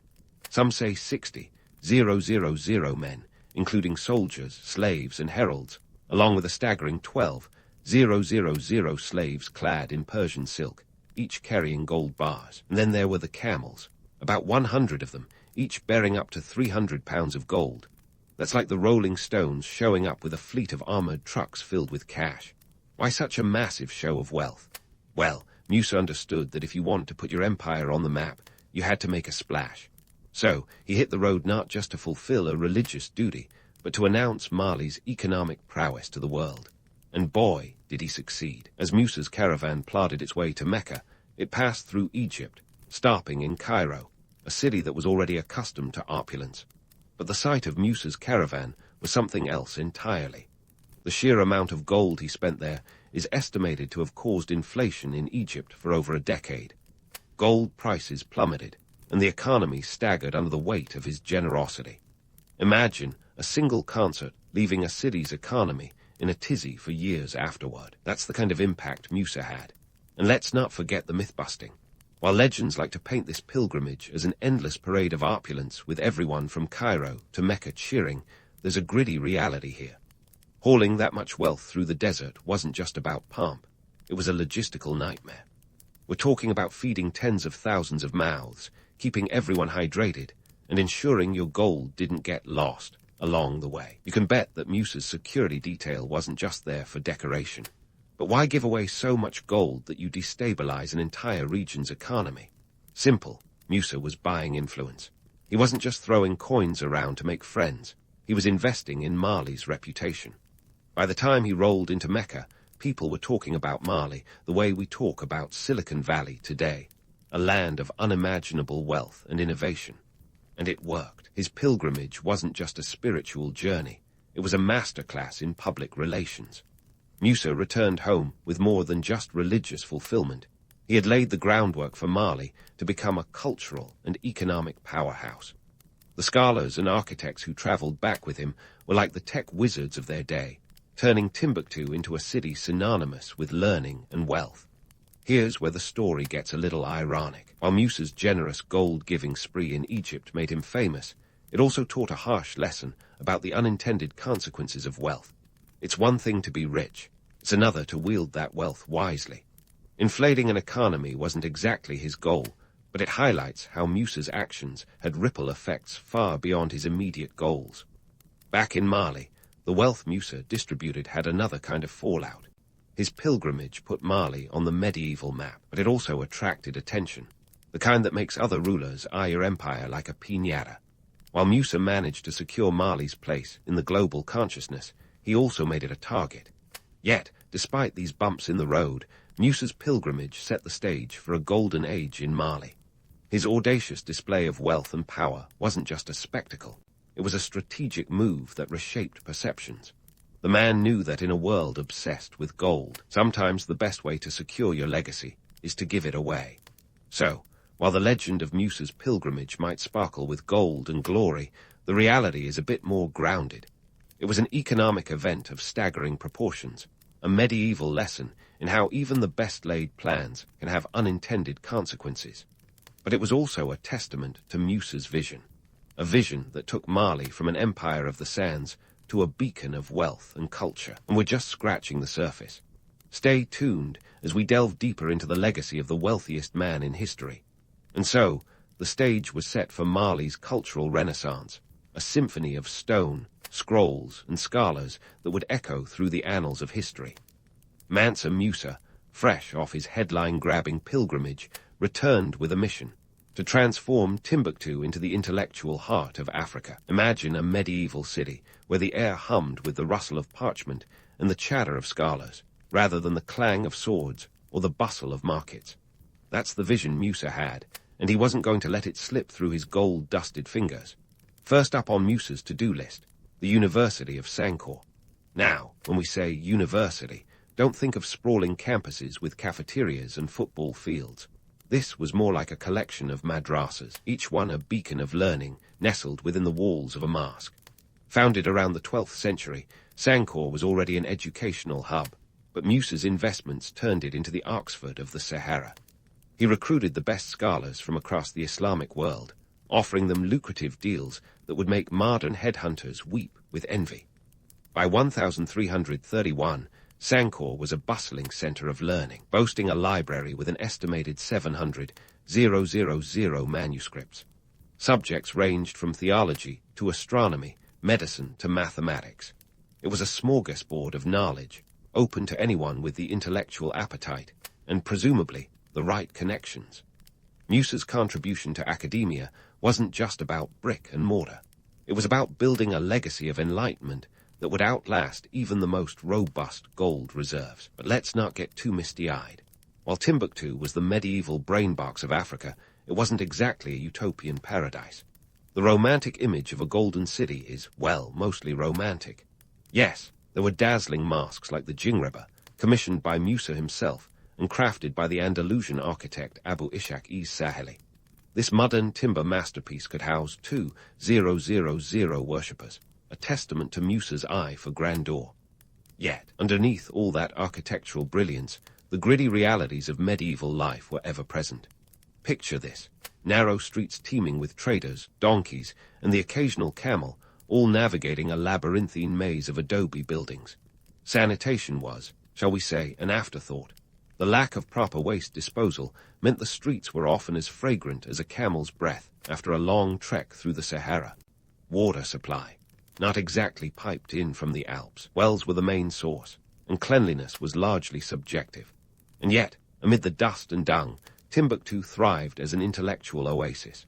Musa's investments in education and architecture paid off, attracting scholars and traders alike. It was a place where ideas flowed as freely as, well, the Nile in flood season. The city's reputation as a center of learning was so entrenched that even centuries later, European explorers spoke of Timbuktu in hushed, reverent tones, despite never having laid eyes on it. Musa's architectural legacy didn't stop at Timbuktu. He commissioned construction projects across the empire, ensuring Mali's cities were as impressive as its gold reserves. Djenné, another major trade hub, saw its great mosque rise from the sands, a stunning example of Sudano-Sahelian architecture that still stands today.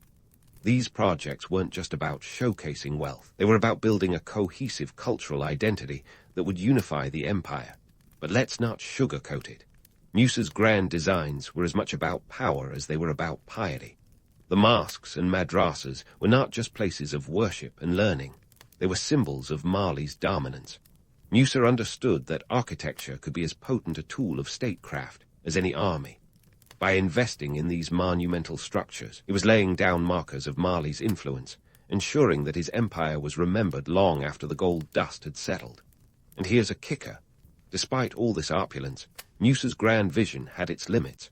While his investments in education and architecture were groundbreaking, they couldn't completely shield Mali from the harsh realities of medieval life. Disease, famine, and internal strife were constant specters, lurking in the shadows of even the most splendid mosques. Yet in the face of adversity, Musa's legacy endured. He had turned Mali into a beacon of learning and culture, attracting scholars, traders, and adventurers from across the world. It was a feat of strategic brilliance, a testament to how one man's vision could reshape an empire. So, while the myth of Mansa Musa as a benevolent ruler spreading gold and good cheer across the sands is tempting, the reality is far more nuanced. He was a shrewd leader who understood that true power lay not just in wealth, but in influence.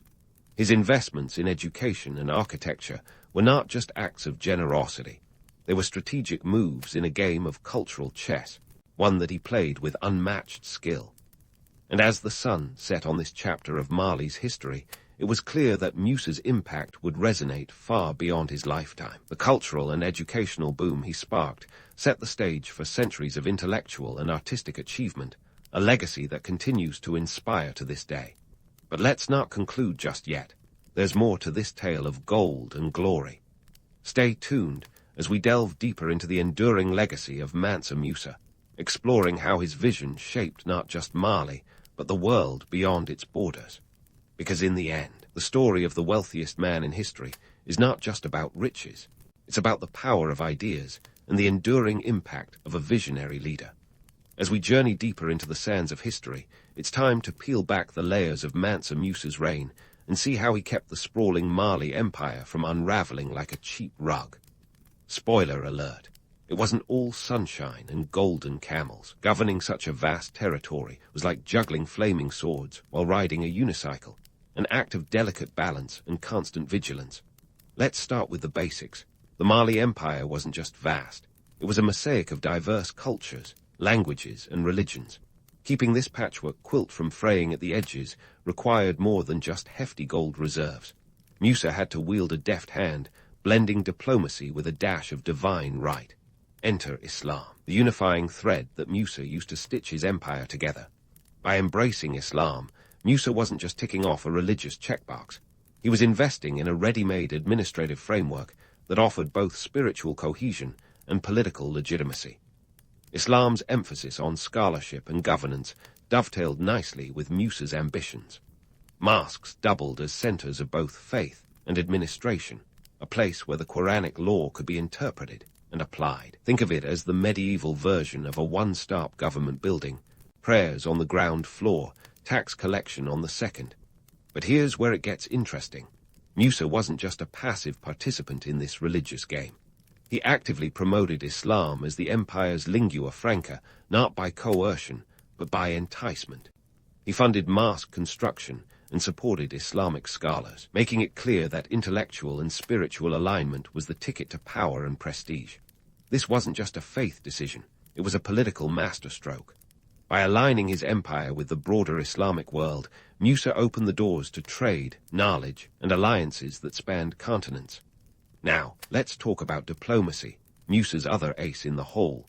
With a realm as expansive as Mali, diplomacy wasn't just a tool, it was a necessity. Musa knew that the sword could conquer lands, but it was diplomacy that held them. He forged alliances through marriage, gifts, and strategic partnerships, weaving a web of loyalty and obligation that extended far beyond Mali's borders. It was like playing a game of Risk, but with real stakes and fewer dice. One of Musa's diplomatic triumphs was his relationship with the Tuareg, the nomadic people of the Sahara who controlled critical trade routes. Instead of clashing with them, Musa chose collaboration. He recognized that a little mutual respect, and probably a bit of gold, could turn potential adversaries into valuable allies. This savvy move ensured that trade flowed smoothly, like a well-oiled machine, across the desert. But let's not pretend it was all smooth sailing. Ruling an empire means constantly putting out fires, both literal and metaphorical. Musa faced his share of revolts and resistance, often from local leaders who weren't thrilled about being absorbed into his grand vision. Some of these uprisings were quelled with diplomacy, others with force. It was a tightrope walk, balancing carrot and stick, a dance that required Musa to be both lion and fox. Despite these challenges, Musa's reign saw an unprecedented expansion of trade. Mali's gold, salt, and ivory were in high demand, and Musa capitalized on this by establishing trade routes that stretched from the heart of Africa to the bustling markets of North Africa and the Middle East. The empire became a critical node in a network of commerce that spanned continents, a medieval crossroads where cultures and currencies collided. But here's a sobering thought. All this wealth didn't necessarily translate into long-term prosperity for Mali. Sure, Musa's reign was a golden age, but it also sowed the seeds of future instability.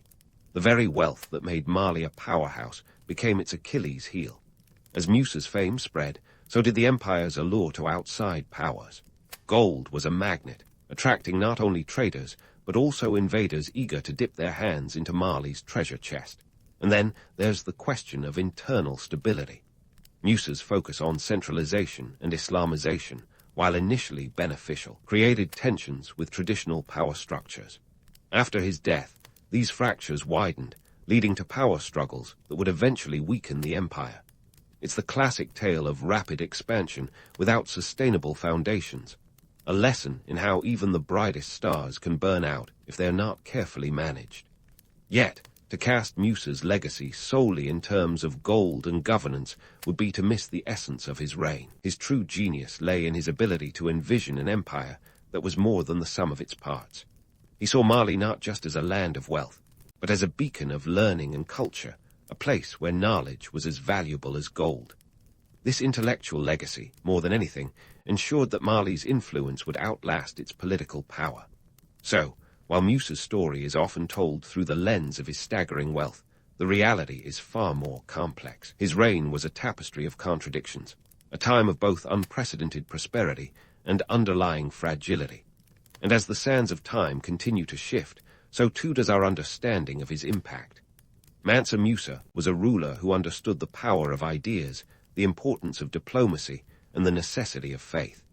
His legacy is not just a tale of gold, but a lesson in the art of governance, a lesson that continues to resonate in our modern world. As we peer into the horizon, there's more to explore about Mansa Musa and his Mali empire. So don't drop the map just yet. There's still uncharted territory ahead. In the next chapter, we'll dive into the broader impact of Musa's reign, examining how his influence rippled across continents, leaving an indelible mark on history. Stay tuned, because this story is far from over, and the best is yet to come. And so, the story of Mansa Musa marches on, leaving behind a trail as golden as it is complex.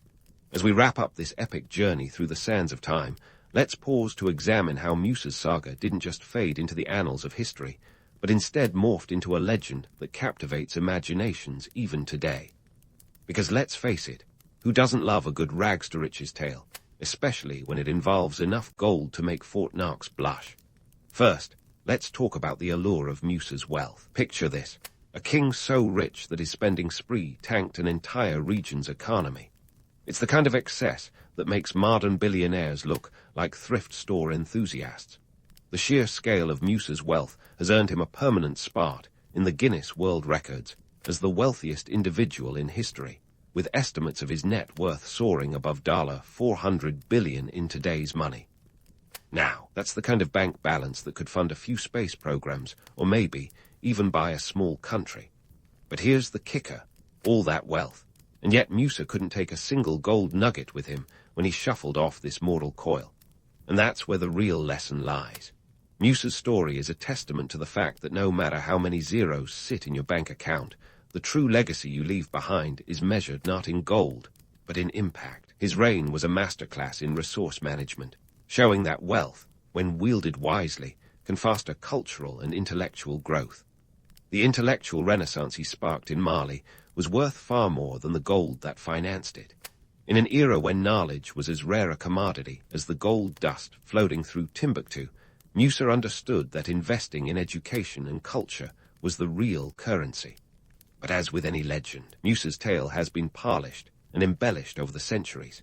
Modern portrayals often paint him as a benevolent monarch, a sort of Santa Claus with a crown, doling out gold to the masses. The truth, however, is a bit more nuanced.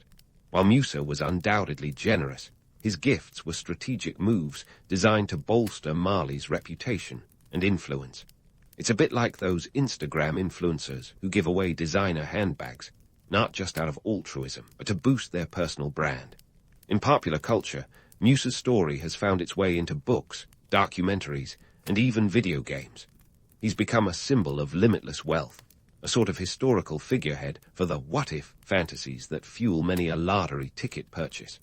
But beyond the glitz and glamour, his life offers a cautionary tale about the responsibilities that come with immense power and wealth. Musa understood that with great riches comes the potential for great ruin, a lesson that modern moguls would do well to heed. And what about those myths? Well, they persist because they're irresistible. The idea of a king so wealthy he could literally change the course of history with his spending is too tantalizing to ignore. But while the legends capture the imagination, they often miss the more important narrative, the one about a ruler who skillfully navigated the political and economic challenges of his time to create a lasting legacy that transcended mere material wealth. As we wrap up our journey through Musa's life, let's not forget the broader context. His reign was not just a golden age for Mali, but a pivotal moment in the history of West Africa. It was a time when the continent was a vibrant nexus of trade, culture, and innovation, long before European powers took center stage. Musa's story is a reminder that Africa's history is rich and complex, filled with empires and leaders who shaped the world in ways that are often overlooked. So, what can we take away from the life of Mansa Musa? Perhaps it's the realization that true power lies not in hoarding wealth, but in using it to create opportunities for others. Or maybe it's the understanding that while money can buy influence, it's the legacy of ideas and culture that truly endures. And as we look to the future, Musa's life offers a timeless lesson. Even the wealthiest man in history knew that his greatest riches were the ones that couldn't be counted. In the end, Musa's tale is a rich tapestry woven with threads of power, wealth, and legacy. A story that echoes through the corridors of time, reminding us that history is as much about the stories we tell as the facts we record. So as we close the book on Mansa Musa, let's take a moment to appreciate the man behind the myth, a ruler whose vision and ambition left an indelible mark on the world. Because in the grand scheme of things, it's not the gold that matters, it's the story we leave behind.